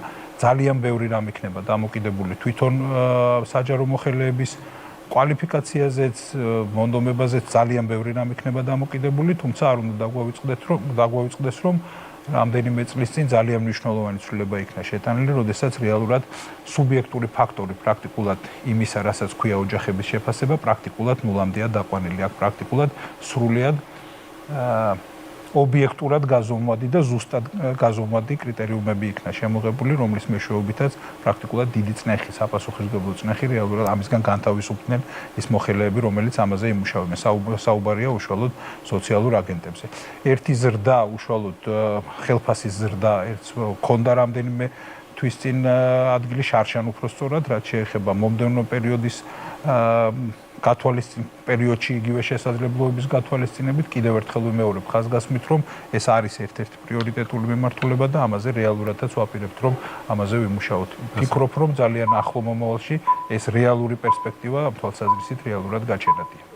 ბატონ დიმიტრი, თუ შეიძლება თქვენივე კითხვას დავამატებ ბატონ მიხეილთან, რა პერიოდში ვარაუდობთ, რომ აი ეს გადამოწმება მოხერხდეს. ხო, აქვე უნდა ვთქვა, რომ ეს არ არის გადამოწმების პერიოდი რეალურად დამთავრებადი და შემდეგ თქვათ ისევ რომ გაჩერდეს. აქ მნიშვნელოვანია, რომ ეს სისტემა მუდმივად ფუნქციონირებს და მუდმივად ეს ცოცხალი ორგანიზმია, თვითონ ბაზაც აუცილებლად ჭირდება, რა თქმა უნდა, მუდმივად რეაგირება. ამიტომ რაც ყველაზე მთავარია, რომ გარკვეულ ეტაპამდე, აი მე მგონია, რომ მნიშვნელოვანი ნაწილის შეგროვება, დამუშავება, შეფასება ყველაფერი ეს ალბათ შესაძლებელი იქნება უახლოესი რამდენიმე თვის განმავლობაში. ამ შემთხვევაში ვგულისხმობ, თქვა შეიძლება ნახევარწლიანი პერიოდი იგულისხმებოდეს. თუმცა გზადაგზა გარკვეული მაჩვენებლები დაგროვდება, რომელიც საბოლოო ჯამში, აი თქვა 6 თვის შემდეგ მთლიანობაში რაღაცა სურათზე არსებით სურათს შექმნის. ვფიქრობ, რომ ეს აბსოლუტურად პერსპექტიული. დიდი მადლობა და ბატონ დიმიტრი, თქვენ მეორე კითხვა. უფლება მაქვს, კიდევ ბატონ გიორგისთან მექნება კითხვა. თქვენ ისაუბრეთ მინიმალურ ხელფასთან დაკავშირებით, არა მხოლოდ დაგისაუბრეთ, არამედ პარლამენტშიც გქონდა წარდგენილი კანონპროექტი, რომელსაც უმრავლესობა მხარი არ დაუჭირა. მინდა კითხოთ, თუ გქონდათ ეფექტიანობის შეფასება გაკეთებული ამასთან მიმართებაში, რამე თუ ევროპის 2022 წლის დირექტივა რეკომენდაციის სახით არის, რომ ის მედიანურ ხელფასთან მიმართებაში უნდა იყოს 60%-იან ზღვართან სიახლოვეს და წინამდე შემთხვევაში არის რისკები, რომ გამოიწვიოს ინფლაცია და უმუშევრობა პირიქით გაზარდოს. აი, იმიტომ და მინდა ეს კითხვა დაგისვა, თუ ქონათ ეფექტიანობის შეფასება და ეს თუ გედოთ საფუძვლად, როცა წარადგენთ ამ კანონპროექტს. რა თქმა უნდა, ქონდა და არა მხოლოდ მაქვს ხო საშუალება. არა მხოლოდ ამის, თქვენ ახსენეთ მედიანური ხელფასიდან 60% ზღვარი და ეს არ არის ერთადერთი მეთოდი, რითაც ფასდება ზოგადად მინიმალური ხელფასი, არის მინიმალური, უბრალოდ საარსებო კალათის სამჯერადი ოდენობა, ესეც ერთ-ერთი მეთოდი გახლავთ, მაგრამ მინდა გითხრათ, რომ მედიანური ხელფასის 60%-იც ნუ დაახლოებით ხო შემთხვევაში 800 ლარის ფარგლებშია. და ამიტომ მე ვფიქრობ, რომ 1050 ლარს ითვალისწინებს ჩვენი ინიციატივა და მინდა შეგახსენოთ, რომ 340,000 ადამიანია ამ ქვეყანაში, დაახლოებით 100,000 ადამიანი საჯარო სექტორში და 240,000 ადამიანი კერძო სექტორში, რომელსაც დღეს სწორედ 100,000, უბრალოდ 1000 ლარზე ნაკლები აქვს ანაზღაურება და მე იმიტომაც ვთქვი და შემთხვევით არ მithქვამს, რომ თავარი წინააღმდეგობა ვისგანაც წამოვიდა, ეს იყვნენ პირველ რიგში სწორედ პარლამენტის ეს ეგრეთ წოდებული მილიონერი დეპუტატები, რომლებიც ძალიან შეწუხდნენ იმ პერსპექტივით, რომ მათ მოუწევდათ საკუთარი თანამშრომლებისთვის, საკუთარ ბიზნესებში ელემენტარული ღირსეული ანაზღაურების დაწესება. იმიტომ რომ დღეს, როგორც აღმოჩნდა, არის უამრავი ბიზნესი ამ ქვეყანაში, რომლებიც ზემოგებაზე მუშაობენ. ახლა ეს ყველაზე ცნობილი და პოპულარული თემა მოგახსენებათ არის ფასების თემა, რომლის შემსწავლელი კომისია პარლამენტშიც არსებობს, თითქოს ახლა აღმოაჩინა სხვათა შორის ესეც ოცნება, რომ მაღალი ფასებია ამ ქვეყანაში და სხვათა შორის პარადოქსია, რომ აი ყველაზე დაბალი ხელფასები მოლარე ოპერატორების დონეზე გულისხმობს სწორედაც ამ ქსელში დასაქმებულ მათ შორის ახალგაზრდებს აქვთ, რომლებიც ღამეებს ათენებენ 600 და 700 ლარზე და შესაბამისად რა თქმა უნდა გაუგებარია ჩვენთვის, რატომ აქვს ამ ინიციატივას ასეთი დიდი წინააღმდეგობა ოცნების მხრიდან, რომელიც თუ სოციალურ თანასწორობაზე საუბრობს, ხომ? აი მინისტრიც ბრძანდება აქ და მის სისტემაში დასაქმებული ადამიანების მაგალითს მოვიყვან და მაგალითისთვის მოვიყვან 21,000 ექთნის მაგალითს, რომელთა ანაზღაურება არც მეტი არც ნაკლები 700 ლარია. და ამ პირობებში გამოხვიდე დღეს და ესეთი რადიკალური წინააღმდეგობა გაუწიო ჩვენს ინიციატივას, რომელიც ერთადერთ მიზანს ემსახურება, რომ სოციალური თანასწორობა ამ ქვეყანაში მეტნაკლებად სამართლიანი და ღირსეული იყოს. რა თქმა უნდა, ეს პირველ რიგში ისე ოცნების და უმრავლესობის უპასუხისმგებლობა პოლიტიკაზე. დიდი მადლობა ბატონო გიორგი, თქვენ გაქვთ რეპლიკის საშუალება კი ბატონო.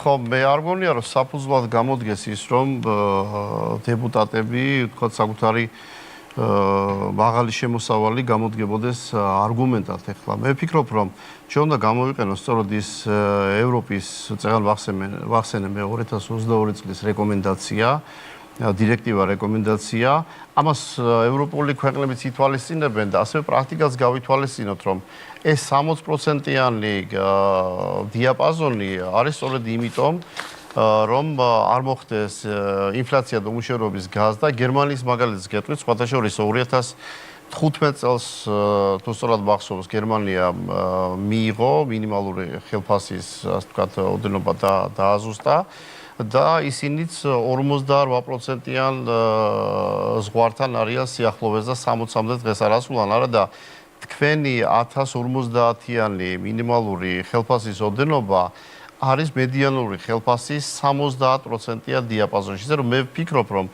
ეს საკითხი, ამ საკითხში გეთანხმებით, რომ ეს წამოსაწევია, ეს გასაკეთებელია, მაგრამ ასეთი მიდგომით მე ვფიქრობ, შესაძლებელია კარგი ზიებაში უარეს მივადგეთ. ასევე მე ვფიქრობ, პოპულიზმის ნაწილია, როცა დეპუტატის ხელფასზეა მუდმივად საუბარი და სხვათა შორის სამწუხარო, მაგრამ თქვენი ინიციატივა იყო, რომ გავანახიროთ ხელფასებიო და პენსიები მოემატება. ახლა რომ გავანახიროთ კი არა, სულ ჩამოვართვათ ხელფას დეპუტატებს, პენსიის ოდენობა თითო პენსიონერს გაიზრდება 2 ლარითა და 20 თეთრით. რა თქმა უნდა, ეს არის პოპულიზმი და სპეკულაცია. ამიტომ სწორად დავიგეგმოთ, ასევე წარსული სწორად უნდა შევაფასოთ. ახლა ის რომ 2012 წელს რატომ ვადარებთ, რომელ წელსაც არ უნდა შევადაროთ, დინამიკა არის კლებადი. 12 შევადაროთ, 14-ს, 16-ს, 18-ს, თუ 25-ს თუ 26-ს არის კლება. უმუშევრობა შემცირებულია, ეკონომიკა ქვეყნის გაზრდილია, თქო, ეს არ არის საუკეთესო მაჩვენებლები. მაგრამ რატომ გვიკვირს, რომ შემცირდა სიღარიბე ქვეყანაში? მაგრამ კიდევ ერთხელ ეს არ არის საუკეთესო მაჩვენებელი. კიდევ უნდა შემცირდეს. მაგრამ განვითარებად ქვეყნებშიც არსებობს პრობლემები, მათ შორის სოციალურიც, არსებობს სიღარიბეც, აგერ მინიმალურ ხელფასზე ვისაუბრეთ და გერმანია მხოლოდ 2015 წელს დაადგინა, უნდა გავაკეთოთ, მაგრამ სწორად და არა პოპულიზმით შეზავებული რაღაც ცელობები, რომ მხოლოდ კარგად ისმოდეს და შედეგს ვერ იძლეოდეს შესაბამისს. დიდი მადლობა ძველი რეპლიკისთვის. ბატონო, თქვენ ვისთან გაქვთ კითხვა? პირველი კითხვა მექნება ბატონ მიხეილთან. რომელ მინისტრთან ალბათ? კი ბატონო. ესე იგი, ის მეძლევა იცით რა, მაგალითად თქვენ ახლა საკმაოდ პოზიტიურ კონტექსტში საუბრობთ ამ მიზნობრივ პროგრამაზე. რომელსაც რაღაც უკავშირებთ სავარაუდოდ სიღარიბის შემცირების მაჩვენებლებს. მაგრამ რო გადავხედოთ აი ქვეყანაში რა სოციალური პროგრამებიც არის, მათი უდიდესი ნაწილი არის უნივერსალური, ანუ ყველას ეხება მდიდარსაც, ღარიბსაც, იმასაც ამას. და თქვენი აზრით, აი თქვათ, თუ ჩვენი მიზანი არის სიღარიბის შემცირება, აი ეს წილი თქვათ მილიარდ რაღაცა, მაგრამ მას შესაძლოა სოციალური ხარჯები 15 მილიარდამდე შეიძლება იყოს ჯანდაცვა, განათლება, რაღაც ადგილობრივი ბიუჯეტის და ასე შემდეგ. ანუ რატომ არის მიზნობრივი ხარჯები თქვენი აზრით, თუ ეს ასე მნიშვნელოვანია, ასეთი მცირე პროცენტი და უნივერსალური ხარჯები, თქვა თითქმის 90%-ის ზოგადი სოციალური ხარჯების. ანუ თქვენ როგორ განსაზღვროთ აი ამ მიზნობრიობის სიკეთეს, ან რა უნდა იყოს დონე მიზნობრიობის თქვენი აზრით? გასაგებია მიზნობრივი ხარჯების პროცენტები. პირველი რაც უნდა ვთქვათ, ეს არის რომ თავარი არის იდეალური მიზანი რა აქვს თითოეულ ამ პროგრამას. და განსახილველია ეს ყველაფერი, რა თქმა უნდა, კონტექსტში ერთმანეთთან. ამიტომაც ვამბობ, რომ აქ უნივერსალურობის ხარისხი არ არის ყველაზე მეტად მნიშვნელოვანი. აქ მთავარი არის, რომ ფოკუსირებული ქონდეს ყურადღება, რომ რაც შეიძლება მეტი ადამიანი მოიცვა, რომელსაც დღეს აქვს პრობლემა და შესაბამისად იმისთვის, რომ გააძლიერო ეს ხალხი, მათ შორის იმისთვის, რომ ეს ოჯახი დღეს თუ ამ მდგომარეობაშია, ხვალ ქონდეს შესაძლებლობა დაძლიოს ეს სიღარიბის ზღვარი. ეს არის აუცილებლობა და ამ თვალსაზრისით, რა არიცით, უბრალოდ ფულის გადახდა ან კონკრეტული სხვა შეღავათით სარგებლობა არ არის რასაკვირველია თვითმიზანი. იმიტომ რომ კიდევ ერთხელ ვიმეორებ, უმუშევრობის ან მაგალითად სიღარიბის დასაძლევად უბრალოდ ფულის გადახდა საკმარისი ვერ იქნება. ამისთვის კრიტიკულად მნიშვნელოვანია რომ იყოს ოჯახის გაძლიერების, კონკრეტული ინდივიდის გაძლიერების მექანიზმები და ზუსტად ამიტომ ამბობ, რომ მაგალითად ის რომ დღეს ჯანდაცვას უფრო მეტად ჯანდაცვის სერვისებთან მიმართებაში უფრო მეტად ეხმარები, ეს რასაკვირველია ნიშნავს იმას, რომ ვისაც ექმნება ზედმეტი ტვირთი, მაგალითად სოციალური, იმას უწყვეტ ამ პრობლემას და რასაკვირველია, რომ უნივერსალურია ბევრწილად, თუმცა იმ უნივერსალურობაც პირობითია. პირობითია გულისხმობს იმას, რომ ვისაც უფრო მეტად ესჭირდება, იმაზე უფრო მეტად არის ფოკუსირებული ყურადღება.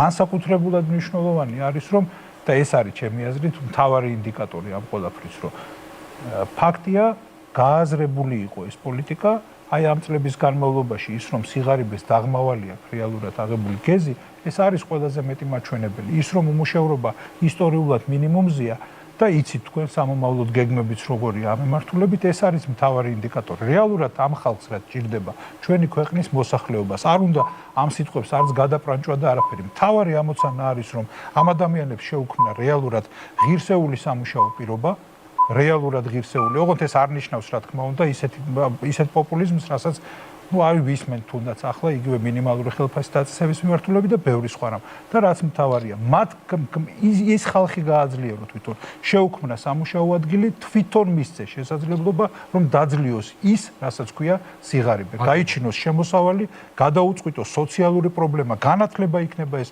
ჯანდაცვასთან დაკავშირებული ხარჯი თუ ნებისმიერ დიდი მადლობა ბატონო ეს არის მთავარი ამოცანა რაც აქვს ხელისუფლებას მიდის ეს ყველაფერი დიდი მადლობა მადლობა ბატონო ახლა თქვენ რეპლიკის საშუალება გაქვთ და მეორე კითხვის ასევე რეპლიკასაც და ბარემ მეორე კითხვას ბატონ დიმიტრისთან მექნება ესე იგი რასაც ბატონი მინისტრი ბრძანებს რაღაც თითქოს რაღაც სინამდვილეს ეს ხო ეკონომიკური ზრდის დამსახურებაა მათ შორის რომელიც წლების განმავლობაში მიმდინარეობს და ჩემ მე როცა პირველ სიტყვაში თქვი რა უწყობს ყველაზე მეტად სიღარიბის შემცირებას ეს არის ადამიანების ეკონომიკური აქტივობა და სინამდვილეში ის რო თავრობა აპირებს რომ იქ რაღაცა დასაქმებას შეუწყოს ხელი გაანათლოს და ასე შემდეგ ეს არის აი იმ უნივერსალური რაღაცა სოციალური სახელმწიფოს მოდელი რომელსაც განსაკუთრებით როცა ევროკავშირისკენ ასოცირებისკენ მივდიოდით მაშინ იყო განსაკუთრებით მნიშვნელოვანი და კანონების უდიდეს ნაწილს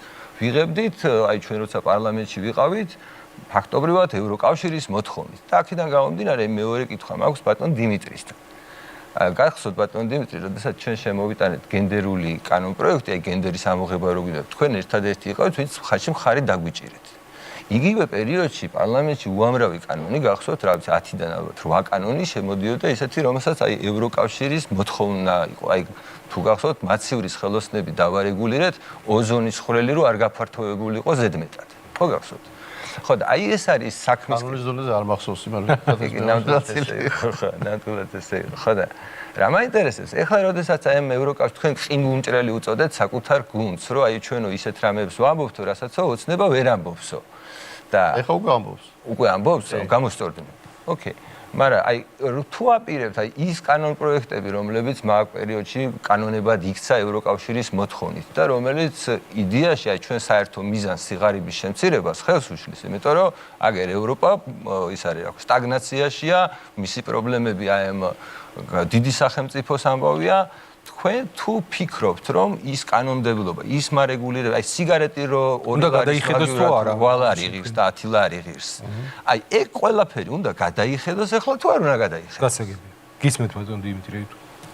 კი ბატონ, რა თქმა უნდა, კანონმდებლობები არ უნდა იყოს განხილული მხოლოდ იმ ბიზნესით, რადგან თქვა დავუშვათ ევროპაშია მიღებული, ამ თქვა კანონმდებლობა, რომელიც თქვა ამერიკაში მუშაობს და ჩვენც რაღაცა პირდაპირ ვალდებულება გვაქვს. თუმცა რა თქმა უნდა, იქნება მაგალითად გამჭირვალობის შესახებ კანონი, ჩვენ შემოვიტანეთ ისეთი, რაც ქონდა ამერიკის შეერთებულ შტატებს, ამის ძალიან დიდი გამოცდილება აქვს თავად ევროპას. რა თქმა უნდა, კანონპროექტი უნდა იხილებოდეს, რა შედეგს მოიტანს საქართველოში და რა წარმომავლობა და რა მისამართი აქვს ამ კონკრეტულ კანონს. ეხლა რაც შეეხება თამბაქოსთან მიმართებაში, მინდა გითხრათ, რომ თამბაქოს კონტროლის შესახებ კანონი როცა შემოვიტანეთ, ამას ჰქონდა ძალიან მაღალი ეფექტი. მინდა გითხრათ, რომ უმთავრესი არის, რა თქმა უნდა, ადამიანის ჯანმრთელობა და საზოგადოებამ ძალიან კარგად მიიღო, არავითარი წინააღმდეგობა მას არ ჰქონდა და პირიქით თავად საზოგადოება და მისი უდიდესი უმრავლესობა გახდა ამ კანონის დამცველი. და მინდა გითხრათ, რომ თამბაქოს მოხმარების შემცირების ერთ-ერთი ყველაზე ეფექტური მეთოდი არის მისი ფასის ზრდა. ეს არის საქართველოში მხოლოდ, ეს არის ევროპაშიც და ნებისმიერ სხვა ქვეყანაშიც.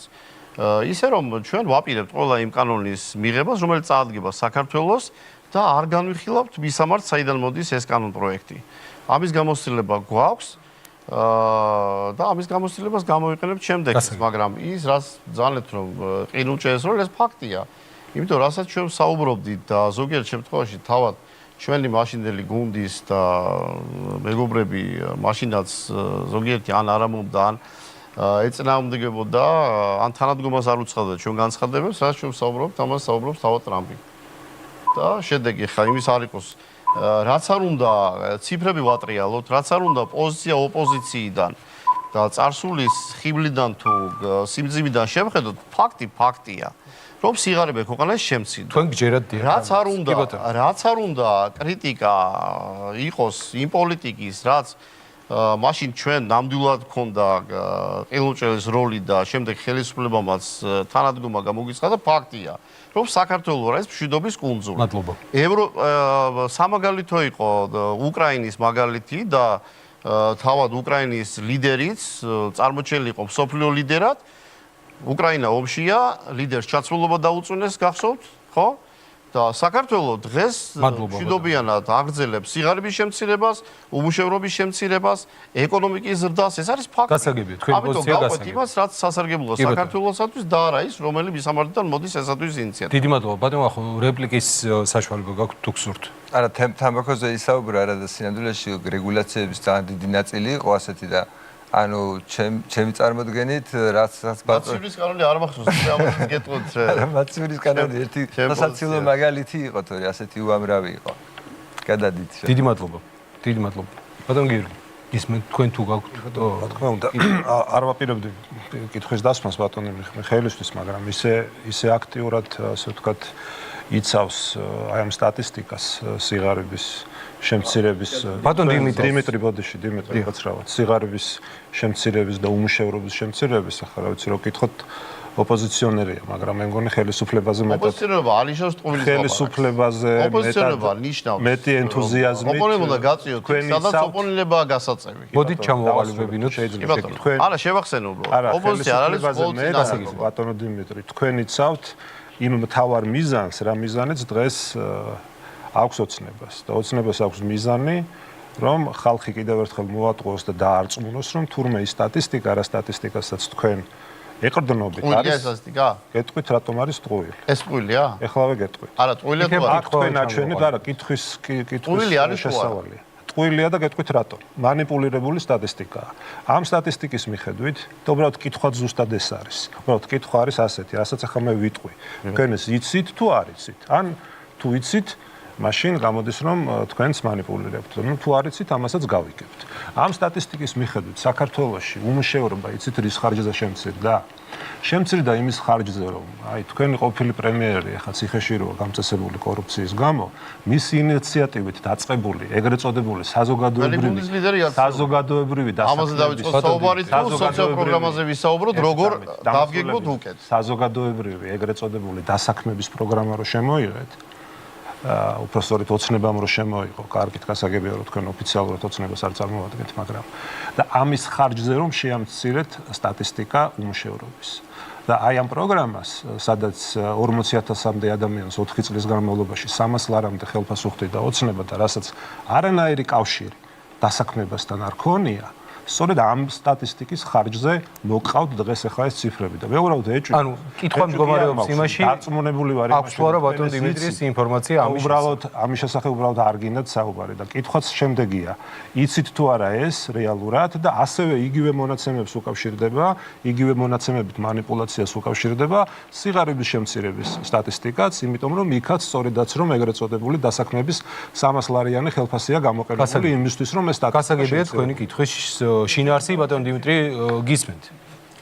ხო, სტატისტიკა რომელიც მოგყავთ რა არის? შესაძლოა სიბართლისა და ტყუილის გაზომვაც აქვე, იმიტომ რომ პრაქტიკულად ყველა საუბრობთ ისე როგორც გვინდა, მაგრამ ყველა ვაღიარებთ რომ ქვეყანაში სიღარიბე არის შემცირებული და ისაც რასაც მე გაბედული გადაწყვეტილება დავარქვი, ასეთი გადაწყვეტილება მისაღებია.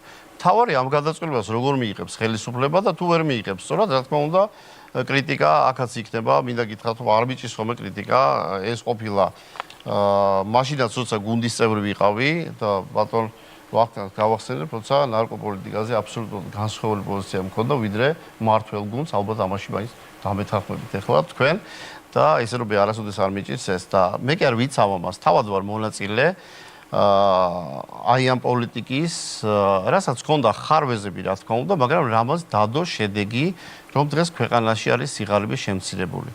ეკონომიკა არის გაზრდილი. ამას ახლა თუ მსოფლიო ბანკსაც დავაბრალებთ ტყუილს, სხვა საფინანსო ინსტიტუტებს, UNICEF-ს, SACSTAT-ს და ასე შემდეგ, მაშინ რა თქმა უნდა, ნუ ხო მაინც ვერ გავექცევით იმ რეალობას, რა რეალობის წინაშე ვდგავართ.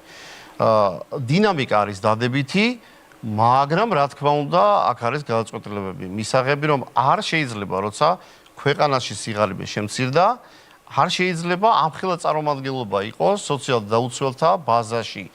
მაგრამ წეგან იყო აქ საუბარი რომ ხალხი აკეთებს ყველაფერს. ასევე მინდა გითხრათ რომ მე ერთი კითხვა, როცა ფასების კომისიაზე, მე მგონი ბატონი გიორგი წესრებოდა იქ, მეწარმოებს ერთი საერთო კითხვა დავუსვი, რომ საკადრო პოლიტიკაში და მუშა ხელთან მიმართებაში ხომ არ გაქვს დეფიციტი.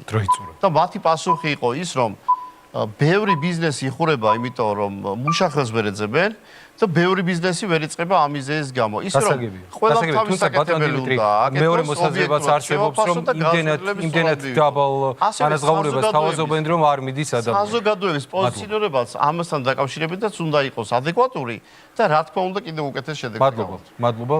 რეპლიკის საშუალება გაქვთ და კი ბატონო, აი რომ უსმენ ბატონ დიმიტრის, უბრალოდ შთაბეჭდილება რჩება, რომ სრულიად სხვა ქვეყანაში, სხვა სივრცეში ცხოვრობს. უბრალოდ სადნახეთ შემცირებული სიღარიბე საქართველოში თუ არა ეს სწორედაც რომ მანიპულირებული სტატისტიკა უბრალოდ გაუგებარია ჩემთვის. ალბათ არც ქუჩაში დადიხართ, არც ბაზარში დადიხართ, არც ადამიანებს ხვდებით და ელაპარაკებით. მე კიდევ ერთხელ მინდა შეგახსენოთ, რომ ოფიციალური საქართველოს სტატისტიკის, ასე ვთქვათ, სამსახურზე დაყრდნობით გეუბნებით, რომ საქართველოს მოსახლეობის თითქმის ნახევარი, 46% დღეში 15 ლარსაც ვერ ხარჯავს ელემენტარული პროდუქტების შეძენისთვის. და ხა ამ ფონზე რა სიღარიბის მაგრიალობით გააგრძელებს რას ქვია რეალობა ამ სიღარიბის მაგრამ ეს პროცესი დაძლევას თქვენ რაზეც საუბრობთ გადაწყვეტილებად შესაძლოა საგანაც იყოს შესაძლოა მაგრამ სახელმწიფოს პოლიტიკა ამიმართულებით იქნება სწორი, სადაც იქნება სწორი, რა თქმა უნდა, ჩემი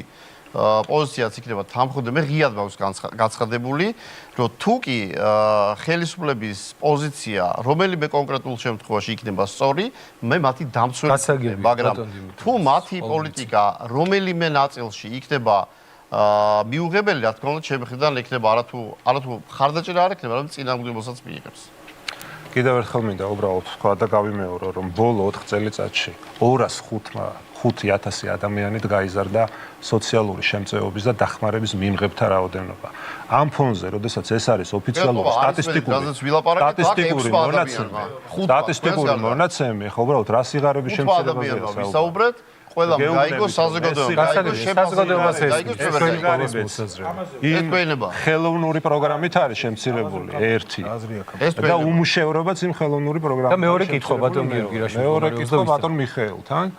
ისევ იმ პასუხისგებლობას დაუბრუნდები, რითიც დავიწყე, იზიარებს თუ არა ბატონო მიხეილ თქვენ ზოგადად როგორც ამ დარგის, ამ მიმართულების, ასე ვთქვათ, ხელმძღვანელი პირი, მენეჯერი, პირველ რიგში თავად ამ პროგრამის ასეთ ხარვეზზე, რომელზეც დღეს თქვენც თავად ღიად საუბრობთ და საერთოდ რატომ მოხდა და როგორ მოხდა, რომ ამდენი წლის განმავლობაში ამდენი ადამიანი სრულიად უსამართლოდ, როგორც თავად ამბობთ, ღებულობდა დახმარება სახელმწიფოსგან, მაშინ როდესაც ეს დახმარება სხვა ადამიანებს, ბევრად გაჭირებულ ადამიანებს უნდა მოხმარებოდა და რატომ ვერ შეძლებთ, გასაგებია ახლა ვიცით, რომ ის 4 წლიანი ვადა არსებობდა, მაგრამ 4 წელზე მეტიც არის გასული კოვიდიდან, რასაც თქვენ ახსენებთ და იმ ფონზე ზოგადად როდესაც თქვენს ასე ვთქვათ სისტემაში დასაქმებულ ადამიანებს ვეხები ისევ და ისევ სხვას არა, ხო? ანუ ექთნების ხელფასი მინდა შეგახსენოთ, რომ 700 ლარია, შეზღუდული შესაძლებლობის მქონე პირთა პენსია 470 ლარია, დევნილის შემწეობა წლიური 540 ლარია, მაშინ როდესაც თქვენი როგორც მინისტრის ასევე წლიური ხელფასი თუ აღწევთ 163,000 ლარია. დიდი მადლობა, ბატონ მიხეილ გისმენთ. გავიქ. ნახეთ ეს ზოგადად ალბათ აი პოპულიზმის ახსნა ერთგვარი, რომ პოლიტიკურ გუნდს, რომელსაც კარგად აქვს გაცნობიერებული, რომ ვერასდროს ის ხელისუფლებაში ვერ მოვა, ალბათ მისთვის იოლია, მე ესე მტკნარი რაღაცა ისეთი პოპულისტური განცხადებების კეთება. იმიტომ ძალიან მარტივია, იმიტომ რომ ვერავინ ვერასდროს ვერ მოგთხოვს. ხა კითხვა რაშია, უბრალოდ აი სერიოზულობა აკლია, იცი და ამ პოლიტიკურ გუნდს კიდე აბსოლუტურად დაკარგული აქვს, ან კარგად აქვს გაცნობიერებული, რომ სოლიდურობის მინიმალურ ხარისხს ვერ აკმაყოფილებს, ძალიან წუხარ რომ ამაზე საუბარი მიწევს ამ თემაზე საუბრისას იმისთვის და კარგად განიცდის ამ განს და როგორც ჩანს კარგად აქვს აქმული, რომ არავინ არასდროს ამისთვის პასუხს არ მოთხოვს აი ესეთი განცხადებებისთვის, პოპულისტური განცხადებებისთვის, იმიტომ რომ ის არასდროს ხელისუფლებად არ ჩამოყალიბდება. ეხლა რაც შეეხება ვიზიარებ თუ არა პასუხისმგებლობას. სხვაგვარად შეუძლებელია უბრალოდ ვიყო მინისტრი და პასუხისმგებლობა კარგად არ მესმოდოს ნებისმიერი გადაწყვეტილებისა, რომელზეც საუბრობთ. მაგრამ იცით, ეს მეთოდიც იაფასიანია ყურადღების სხვა საკითხზე გადატანა, როდესაც რეალურად წაგებული გაქვს დებატი. წაგებული გაქვს დებატი, მოვედით სალაპარაკოთ იმაზე, რომ ქვეყანა სწორად ვითარდება თუ არა სიღარიბის შესამცირებლად, მეორე გადაწყვეტილება რაც იყო თავარი განმაპირობებელი დღევანდელი დებატის აქტუალიზაციის, ეს არის სოციალური ბაზების, ხო, სოციალური დაუცველთა ბაზების გადახედვის. ორივე ამ მიმართულებით პრაქტიკულად აღიარებულია, რომ ეს იყო სწორი გადაწყვეტილება. მეთანხმები ბატონ დიმიტრის არ მინდა თავისკებად გამომივიდეს, მაგრამ ნამდვილად იყო გაბედული გადაწყვეტილება და ეს უნდა მოუწონო უბრალოდ პრემიერ-მინისტრს, რომელიც ამ თვალსაზრისით აი მართლაც ამ სამაგალითოდ მნიშვნელოვანი გაბედული ნაბიჯია ეს გადაწყვეტილება. ხა ასეთ დროს მე მგონი გასაგებია რომ ამ დებატში ყურადღების გადატანა ან იმ მანქანაზე ვთქვათ რომელიც თურმე 40 მანქანა ყავს აგენტებს და 51 ეყოლება თუ არა ამაზე ან მაგალითად რომ რაღაცა ვიღაც ხელფასი შედარებით ნაკლებია თუმცა მზარდი დინამიკა ჩვენ კარგად გვესმის ნახეთ რა შეა საქმე დღეს რომ ქვეყანაში ძალიან მოკლედ ვიტყვი მაგრამ დღეს რომ ქვეყანაში არ არის ის მდგომარეობა რომელიც მე და ამ პოლიტიკურ გუნდს რომელსაც მე წარმოვადგენ რეალურად აქვს მიზნად დასახული რომ აქციოს ქვეყანა განვითარებულ ქვეყნად ეს ჩვენთვის გასაგებია მაგრამ აქ მნიშვნელოვანი არის დინამიკა როგორ წარიმარსება ქვეყანა იზრდება დიახ ეკონომიკურად ვითარდება საბედნიეროდ ეკონომიკური დოვლათი რომელიც შეიქმნა შესაძლებლობები რომელიც იქნება მუდმივად ეს ითარგმნება და კონკრეტულად გადადის მოქალაქეთა კეთილდღეობისთვის იხარჯება წილი არ შემცირებულა აი ბატონო ახლა თქვენ რაც ბრძანეთ ამასთან დაკავშირებით უნდა ვთქვა რომ როდესაც ეკონომიკურად ქვეყანა იზრდება ყველა ის თეთრი რომელიც არის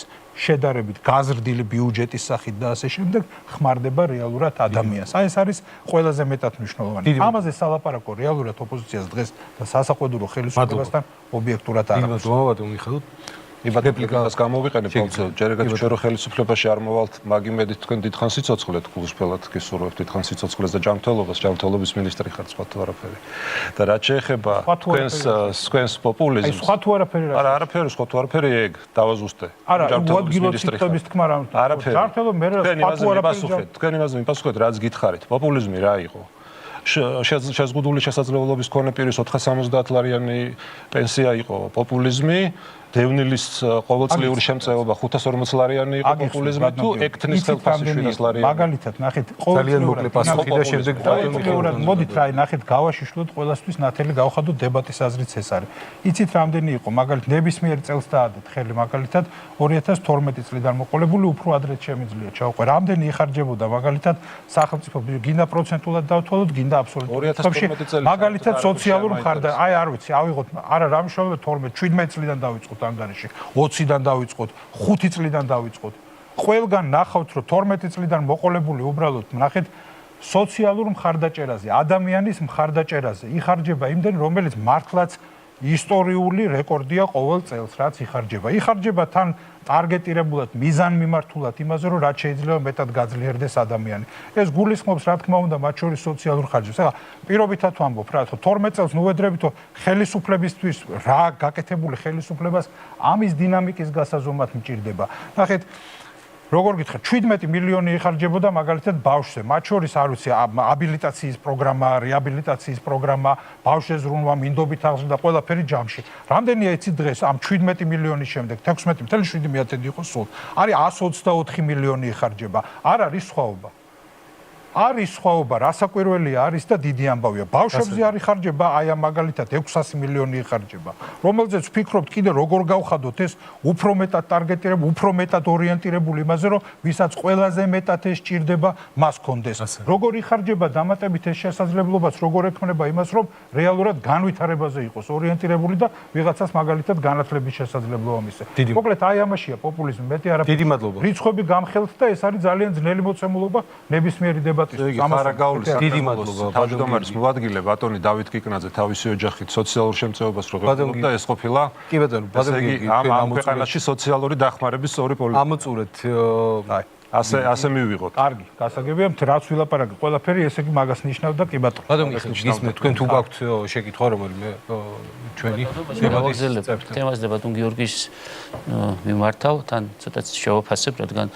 რომ აქ შეკითხვაში აზრი ჩამოვაყალიბო ხომ ასე აი ბატონი გიორგი საუბრობდა 1050 ლარზე ხომ ასე მინიმალური ხელფასის დაწესების აუცილებლობას ну ასეთი გადაწყვეტილების მიღების შესაძლებლობა აქვს განვითარებულ ქვეყნებს სადაც შესაძლებელია ძლიერია სამი წარმოების სექტორი ძალიან და მათ შეუძლიათ სახელმწიფო პოლიტიკას გადახედონ თუ კი სახელმწიფო მას უბრძანებს რაღაც ხურის დაწესებას მაგრამ წარმოვიდგინოთ ახლა ჩვენ მდგომარეობა მიკრომეწარმეები, მცირემეწარმეების, არასასოფლო დასახლება, არასაქალაქო დასახლებაში მცხოვრები ადამიანების, სოფლო მცხოვრები ადამიანების, რომლებიც თან თავიანთი შინამეურნეობა აქვს, თან ან სააქროს ამუშავებენ, ან მებაღეობას მისდევენ და მათი თანასოფლელები დასაქმებულია მცირე საწარმოში. თავიდან ხო ყველას 1000 ლარი არ აქვს ხელფასი. ჯერ შეიძლება 500 იქონდეს, მერე ერთ წელიწადში გაეზარდოს და შემდგომ შეიძლება 3000, 2000 გახდეს გამომდინარე იმ ბიზნესიდან. რამდენ სამეწარმეო სტარტაპს და იდეას მოუკლავთ იმის გამო, რომ ის იძულებული გახდება 1050 ლარი დაუჯდოთ, თუ არა ვერ დაიწყო სამეწარმეო საქმიანობას, ხომ ასეა. რამდენი 1000 ადამიანი დარჩება უმუშევარი. რამდენი მცირე მეწარმეა, რამდენი მიკრომეწარმეა, რომელსაც უფრო ნაკლები ხელფასი, რამდენი 1000 დარჩება უმუშევარი, ვინა ამაზე პასუხისმგებელი? თქვენ იღებთ ამაზე პასუხისმგებლობას. ახლა რაც შეეხება სამუშაო სიღარიბეს, ესეც ითვლება შრომის საერთო ორგანიზაციის მხრიდან და ახლა რაც გამოქვეყნდა მაჩვენებელი 25 წლის წინასწარი შეფასება არის 1.4%, ანუ გულისხმობს იმას, რამდენი დასაქმებულია ადამიანი არის სიღარიბის საერთაშორისო ზღვარს მიღმა. 1.4%-ია ორგანიზაციის შეფასებით, გაეროს შრომის საერთო ორგანიზაციის შეფასებით 3 წელიწადში, 20 წელიწადში შემდგომ განახევრებულია ეს მაჩვენებელი, რადგან 2012 წელს აღნიშნა შევადაროთ 4 წელიწადში განახევრდა. 3 წელიწადში განახევრდა, ხოლო 2012 წელთან შედარებით 10 ჯერ შემცირდა. ანუ როდესაც ქვეყანაში ეს პროცესი გვარდება და გვარდება საუკეთესო გამოსავლით სამუშაო სიღარიბის შემცირებით და ბევრი საინტერესო პროექტები, რომელსაც სახელმწიფო ახორციელებს მეწარმეების ხარჯსაჭერად, ამ დროს თვლით თუ არა რომ მინიმალური ზღვის დაწესება უბრალოდ გაზრდის უმუშევართა რაოდენობას და არ გამოიწვევს თქვენ კითხვა აბსოლუტურად გასაგებია, აბსოლუტურად გასაგებია ბატონო მიხეილ და თქვენი მოსაზრების გამოთქმის საშუალება შეჯამების ბლოკში გექნებათ. გისმენთ ბატონო მიშას კითხვისთვის შრომის საერთაშორისო ორგანიზაცია ახსენა და პირველ რიგში მინდა გავახსენო მას, რომ სწორედ შრომის საერთაშორისო ორგანიზაციის ერთ-ერთი მოთხოვნა შეიძლება ითქვას არის, რომ ქვეყანაში უნდა არსებობდეს მინიმალური ხელფასი, მინიმალური ანაზღაურება. რაც შეეხება ამ მცირე მეწარმეების და მცირე და საშუალო ბიზნესის მაგალითების მოყვანას და იგივე რეგიონული სპეციფიკის მოყვანას, თავარი აქ არის პოლიტიკური ნება. და ჩვენ ეს პარლამენტში განხილვის დროსაც თქვით ძალიან მკაფიოდ. ჩვენ გვაინტერესებდა გაგვეგო, ოცნებას აქვს თუ არა პოლიტიკური ნება იმისა, რომ რეალურად დაიწყოს ზრუნვა სოციალური პრობლემების მოგვარებაზე და ღირსეული და სამართლიანი ანაზღაურების დაწესებაზე ამ ქვეყანაში. თორემ, გამოსავალი ეს ჩვენც თქვით იქ და კიდევ ერთხელ მინდა დავაზუსტო. რა თქმა უნდა შესაძლებელია, რომ ეს იყოს ეტაპობრივი გადასვლა. რა თქმა უნდა შესაძლებელია იყოს გარკვეული ტიპის რანგირება ბიზნესის ზომიდან გამომდინარე, შეიძლება შეეხოს სტარტაპებს, შეიძლება შეეხოს მცირე ბიზნესებს, იგივე რეგიონის სპეციფიკას და ასე შემდეგ. ჩვენ იქაც ვთქვით პარლამენტში, რომ ამის მზაობა რა თქმა უნდა გვაქვს. ეს კანონპროექტი იყო წარდგენილი პირველი მოსმენით და პირველი მოსმენა არის იმის პირველი მოსმენა, რომ აქ რა თქმა უნდა შესაძლებელი იყო შინაარსობრივ, ასე ვთქვათ, დისკუსიაში შესვლა, მაგრამ ჩვენ მივიღეთ სრულიად საპირისპირო. ჩვენ მივიღეთ პოლიტიკური ნების არარსებობა ზოგადად ამ ქვეყანაში და ჩვენმა მაყურებელმა და საქართველოს მოსახლეობამ უნდა იცოდეს, რომ ამ ქვეყანაში თურმე 1050 ლარიანი ხელფას არ იმსახურებს როგორც ღირსეულ ანაზღაურებას ჩვენი ქვეყნის მოქალაქეები. ეს არის დიდი პრობლემა, თორე ყველანაირად შეიძლებოდა ბატონო, არა, მე მინიმალურზე ვსაუბრობ, თორე 2000-აც იმსახურებს და 20000-აც იმსახურებს. თუ შეიძლება ბატონო მინიმალურზე და კიდევ მეორე, ფაქტ თავარი პოლიტიკური ნება, თორე ყველაფერზე შეიძლება შეთანხმება, კიდევ მეორები და გარდამავალი პერიოდების დაწესება და ასე შემდეგ, მაგრამ არ მივდივართ სწორი მიმართულებით და ამის ახსნა ვცდილობ აქ ამდენი ხანია. ბატონო მიხეილ, თქვენ რეპლიკის ისე დავასრულებ შრომის საერთო ორგანიზაციის მოთხოვნა არ არის ეს არის იმის მიხედვით თუ აქვს შესაძლებლობა ქვეყანას განახორციელოს ასეთი რამ, თუ არის მაღალი შემოსავლიანი ბუნებრივი განახორციელოს. იმიტომ რომ ჩვენ არ ვართ. თქვენ თვითონ არ ამბობთ განსაკუთრებული ეკონომიკური ზრდა. 2015 წლამდე. თქვენ თვითონ არ ამბობთ. ხო მარტივი ახსნა აქ, რომ გერმანიამ რაც ვერ შეძლო 2015 წლამდე საქართველოს როგორ შეძლებს ახლა, როდესაც ამდენჯერმე ჩამორჩება. ესე მაიძულებთ ხო ხელისუფლება დავიცოდეთ. მე რატო იცავთ? გერმანიის გარდა სხვა არაერთი ქვეყანაა, რომელსაც აქვს მათ შორის ჩვენი მეზობელი. ევროპის 5 ქვეყანას საერთოდ მოლდოვა და ასე შემდეგ. გასაგებია. მე იმაში გეთანხმებით, რომ კოლექტიური ხელშეკრულებით არის დარეგულირებული და ჩვენთან მხოლოდ 20%-ია კოლექტიური ხელშეკრულების, მაგრამ როცა 70% შემოიტანთ და ევროპის საშუალო მაჩვენებელი მედიო ხელფასთან 58% არსად არ ცილდება, თქვენ გინდათ რომ საქართველოს თითქოს და უკეთეს მდგომარეობაში ჩააყენოთ და მიიყვანთ იქამდე, რომ თქვენი კანონმდებლობა გამოიწვევს ქვეყანაში ინფლაციას და გამოიწვევს მძლავრ უმუშევრობას. სრულიად პირიქით. იგივე შედეგი იქნება როგორც საპირისპიროს გამოიწვევს. თავაზობთ, რომ დეპუტატების ხელფასი გავანახევროთ და პენსია მოიმატებდა. სულ რომ ჩამოვაჭრათ ხელფასი დეპუტატებს 2 ლარით მოიმატებს. ბატონ დიმიტრი, ეს იგივე ტყუილია, მივცეთ საშუალება. გამოიწევს 1000 ლარია პენსიას თავზე. მივცეთ საშუალება ბატონ მიხეილს გამოიწევს მოტივირებული ადამიანების რაოდენობას, რომლებიც თავისი მოტივირებული შრომით გაზრდიან ამ ქვეყნის ეკონომიკას. ამას გამოიწევს. ბოდიში ბატონ გიორგი, თუ გაქვთ მეორე კითხვა და დავაზუსტებ ჩემს ნატყობს უпроსტურად ჩაკრება რეპლიკა. ესე იგი როგორც გამოჩნდა ეს კანონპროექტი სამწუხაროდ არ არის მომზადებული კარგად. რატო არ არის მომზადებული კარგად? ის საკითხები რა თქვენ ჩამოთვალეთ, ასე ვთქვათ, ნაწილობრივ დამეთანხმეთ, რომ ეს შეიძლება შემდგომ ეტაპზე დაკორექტდეს, მეორე, მესამე და სხვა მოსმენით ეს ვერ დაკორექტდებოდა. რატო ვერ დაკორექტდება?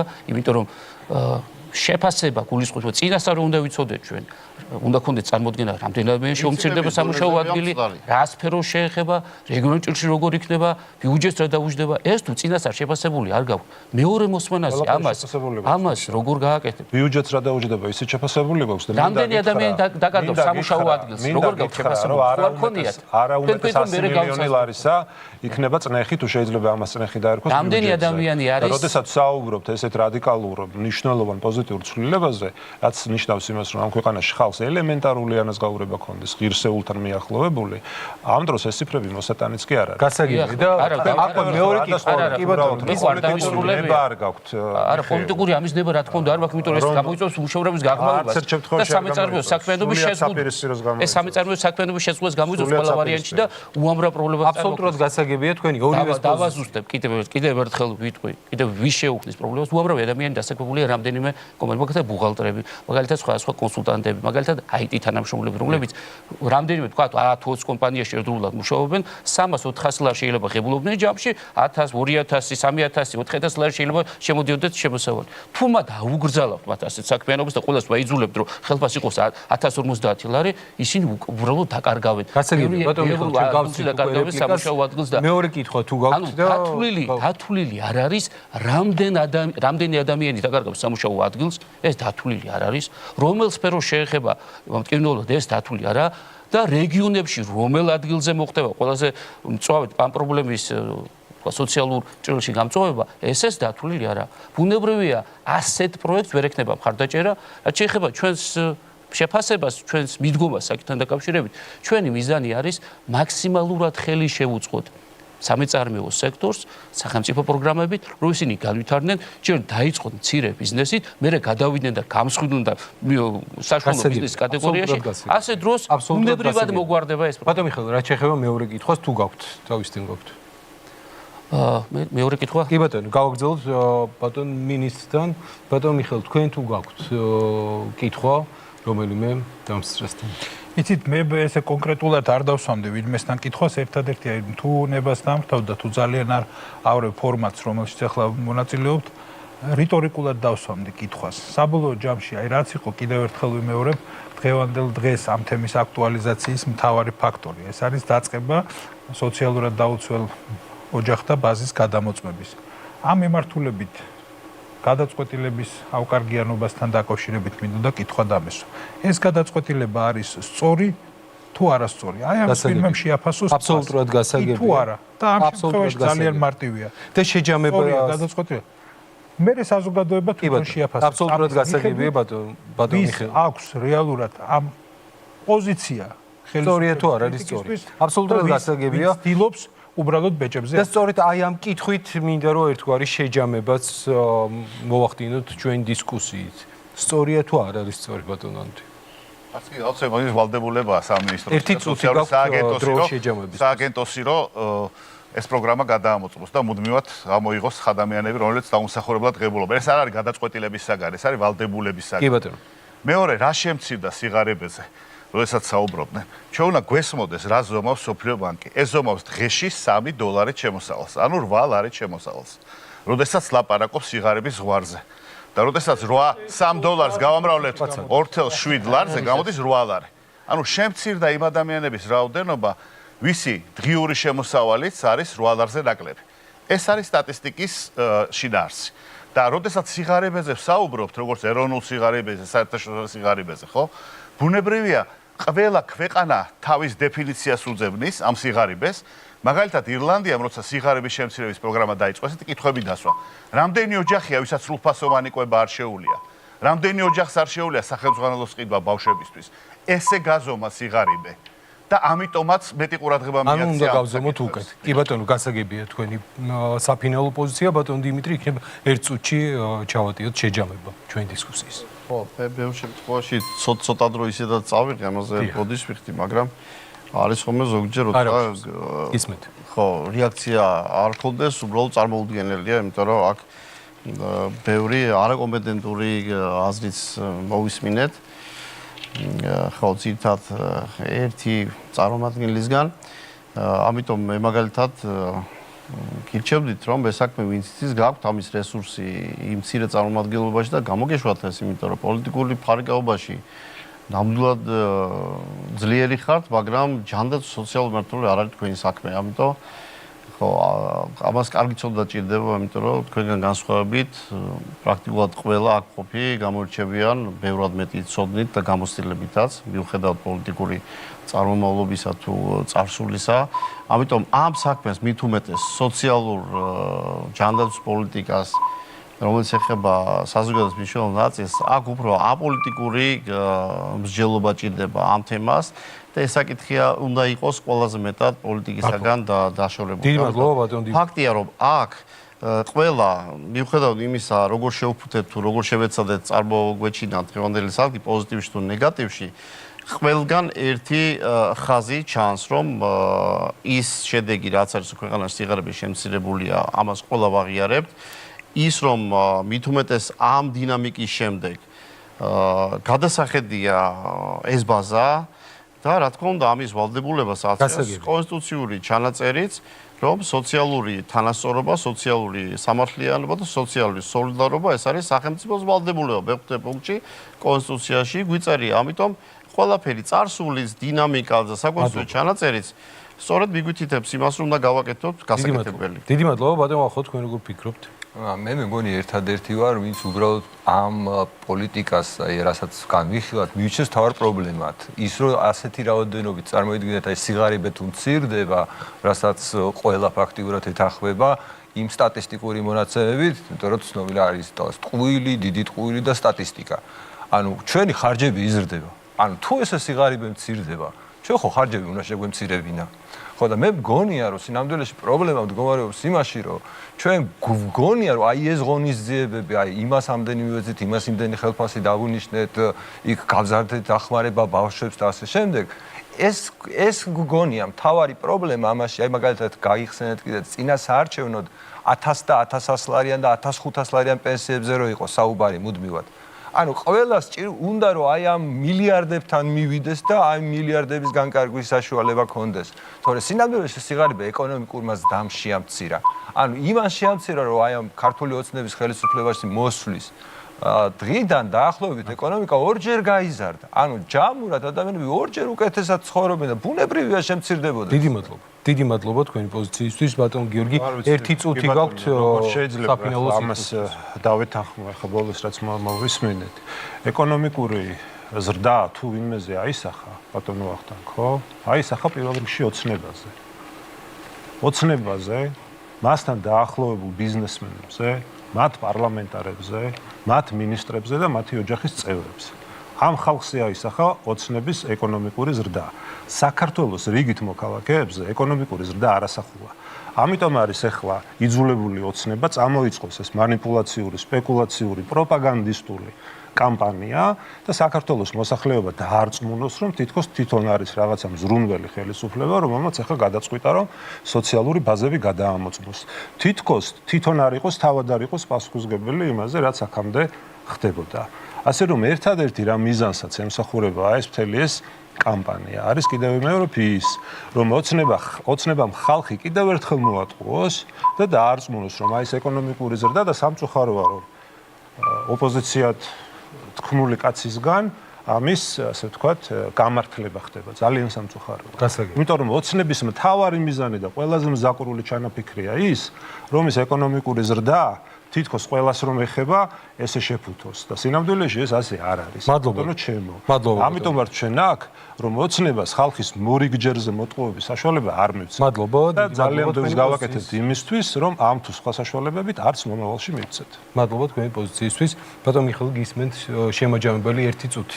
დიახ, ბევრი მონაცემები მოვიყვანეთ, სტატისტიკა ვაჩვენეთ, არა ჩვენი ეროვნული სტატისტიკის მონაცემები, არამედ სოფლიო ბანკის, კი ბატონო. რომელიც დაიწონეს, იმიტომ რომ არ ვიცი რატომ. სადაც ნაჩვენებულია დიდი პროგრესი სოციალური მდგომარეობის გაუმჯობესების მიმართულებით, კეთილდღეობის გაუმჯობესების მიმართულებით, მაგრამ ყველაზე მეტად ახლა მინდა მოვიხმო ის სტატისტიკა, რომელიც ხელისუფლების ყველაზე ერთ-ერთი და ყველაზე მოწინააღმდეგე ძალა პატოლოგიურმა საბჭომ გამოაქვეყნა. კვლევა როცა ეს ამ ორგანიზაციის მესვეურები ჩვენ ხელისუფლებას თავს ესხვის, გვესხვის თავს უსამართლოდ ცილისწავლური კამპანიებით, მაგრამ როცა კვლევა დადეს და კეთილდღეობის ინდექსი გამოიანგარიშეს, ისინი ყოველწლიურად ახორციელებენ ამას. საქართველოს შევიდა მათი კვლევის მიხედვით 50 საუკეთესო ქვეყანას შორის და უსწრებს მაგალითად ევროკავშირის წევრ 5 სახელმწიფოს, ნატოს და ევროკავშირის წევრ ჯამში 5 სახელმწიფოს, თურქეთს, ალბანეთს, ჩრდილოეთ მაკედონიას, მონტენეგროს და ევროკავშირის წევრ ბულგარეთს ამ შემთხვევაში და 2012 წლის შემდგომ რომელ ადგილზეა კეთილდღეობის გაუმჯობესებით საქართველოს მათი შეფასებით? პირველ ადგილზე. არც მეორეზე, არც მესამეზე, არც მეათეზე, არც ათეულში.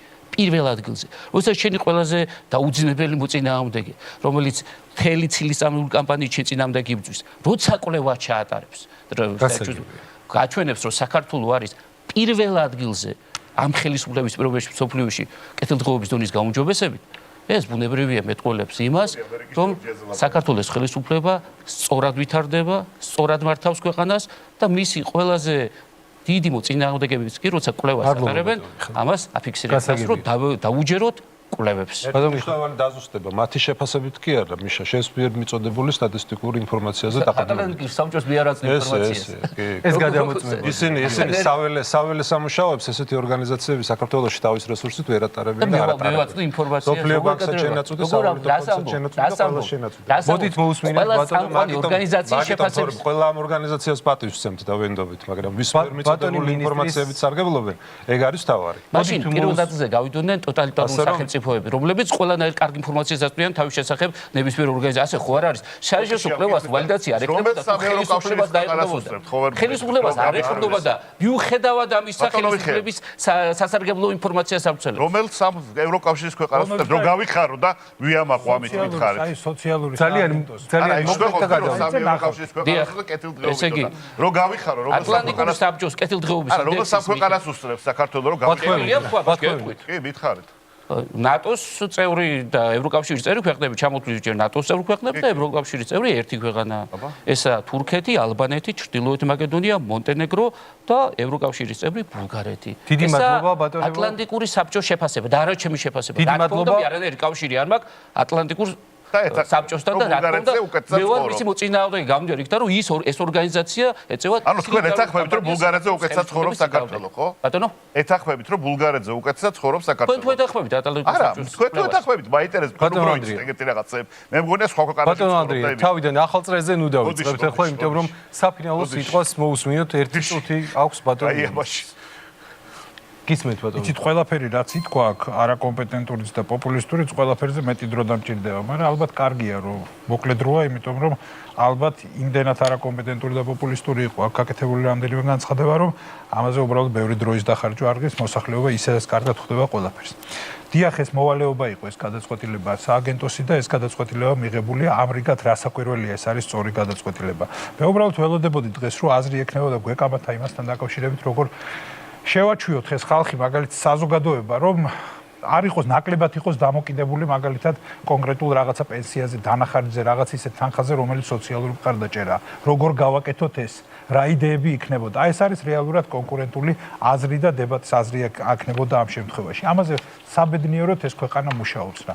ფაქტი ის არის, რომ აი აქ რაც რიცხვები დასახელდა რეალურად ფაქტები ამხელს ოპოზიციის არგუმენტების მცდარობას. აბსოლუტურად მართალი თქვა ბატონმა მიხეილმა. ეს ქვეყანა დიახ, რა თქმა უნდა, ყველა ამ მაჩვენებლის მიხედვით ვითარდება, სწორი მიმართულებით ვითარდება და ვითარდება ძალიან სწრაფად. საბედნიეროდ ეს ასე ხდება. მათ შორის სიღარიბის დაძლევის მიმართულებით, უმუშევრობის დაძლევის მიმართულებით ყველა პარამეტრი რეალურად ამაზე მეტყველებს. რაც ყველაზე მეტად მნიშვნელოვანია, დიახ, რა თქმა უნდა, აი როგორც სოციალურზე იხარჯება მეტი თანხა, ასეც უნდა იყოს, როგორც მაგალითად ჯანდაცვაზე იხარჯება მეტი, რადიკალურად მეტი ბოლო წლების განმავლობაში. სულ მზარდია და იხარჯება რის შედეგადაც გვაქვს შედეგი, რომ თუ კი დაახლოებით 12-13 წლის წინ საშუალო ხანგრძლივობა სიცოცხლის იყო 72 წელიწადი. დღეს ეს ასაკი გაზრდილია 76 წლამდე. ეს არის რა თქმა უნდა ქვეყნის წარმატება, მიუხედავად იმისა, ეს პოლიტიკურად ვინმესთვის სასარგებლოა და უხარია თუ არ უხარია. უღრმესი მადლობა. დიდი მადლობა ბატონებო სტუდიაში მობრძანებისათვის. მაყურებელს შევახსენებ, რომ დღეს ჩვენ სოციალურ სამართლიანობაზე ვსაუბრობდით. დიდი მადლობა კიდევ ერთხელ რომ მობრძანდით. მე ორ შაბათამდე გემშვიდობებით. ნახვამდის.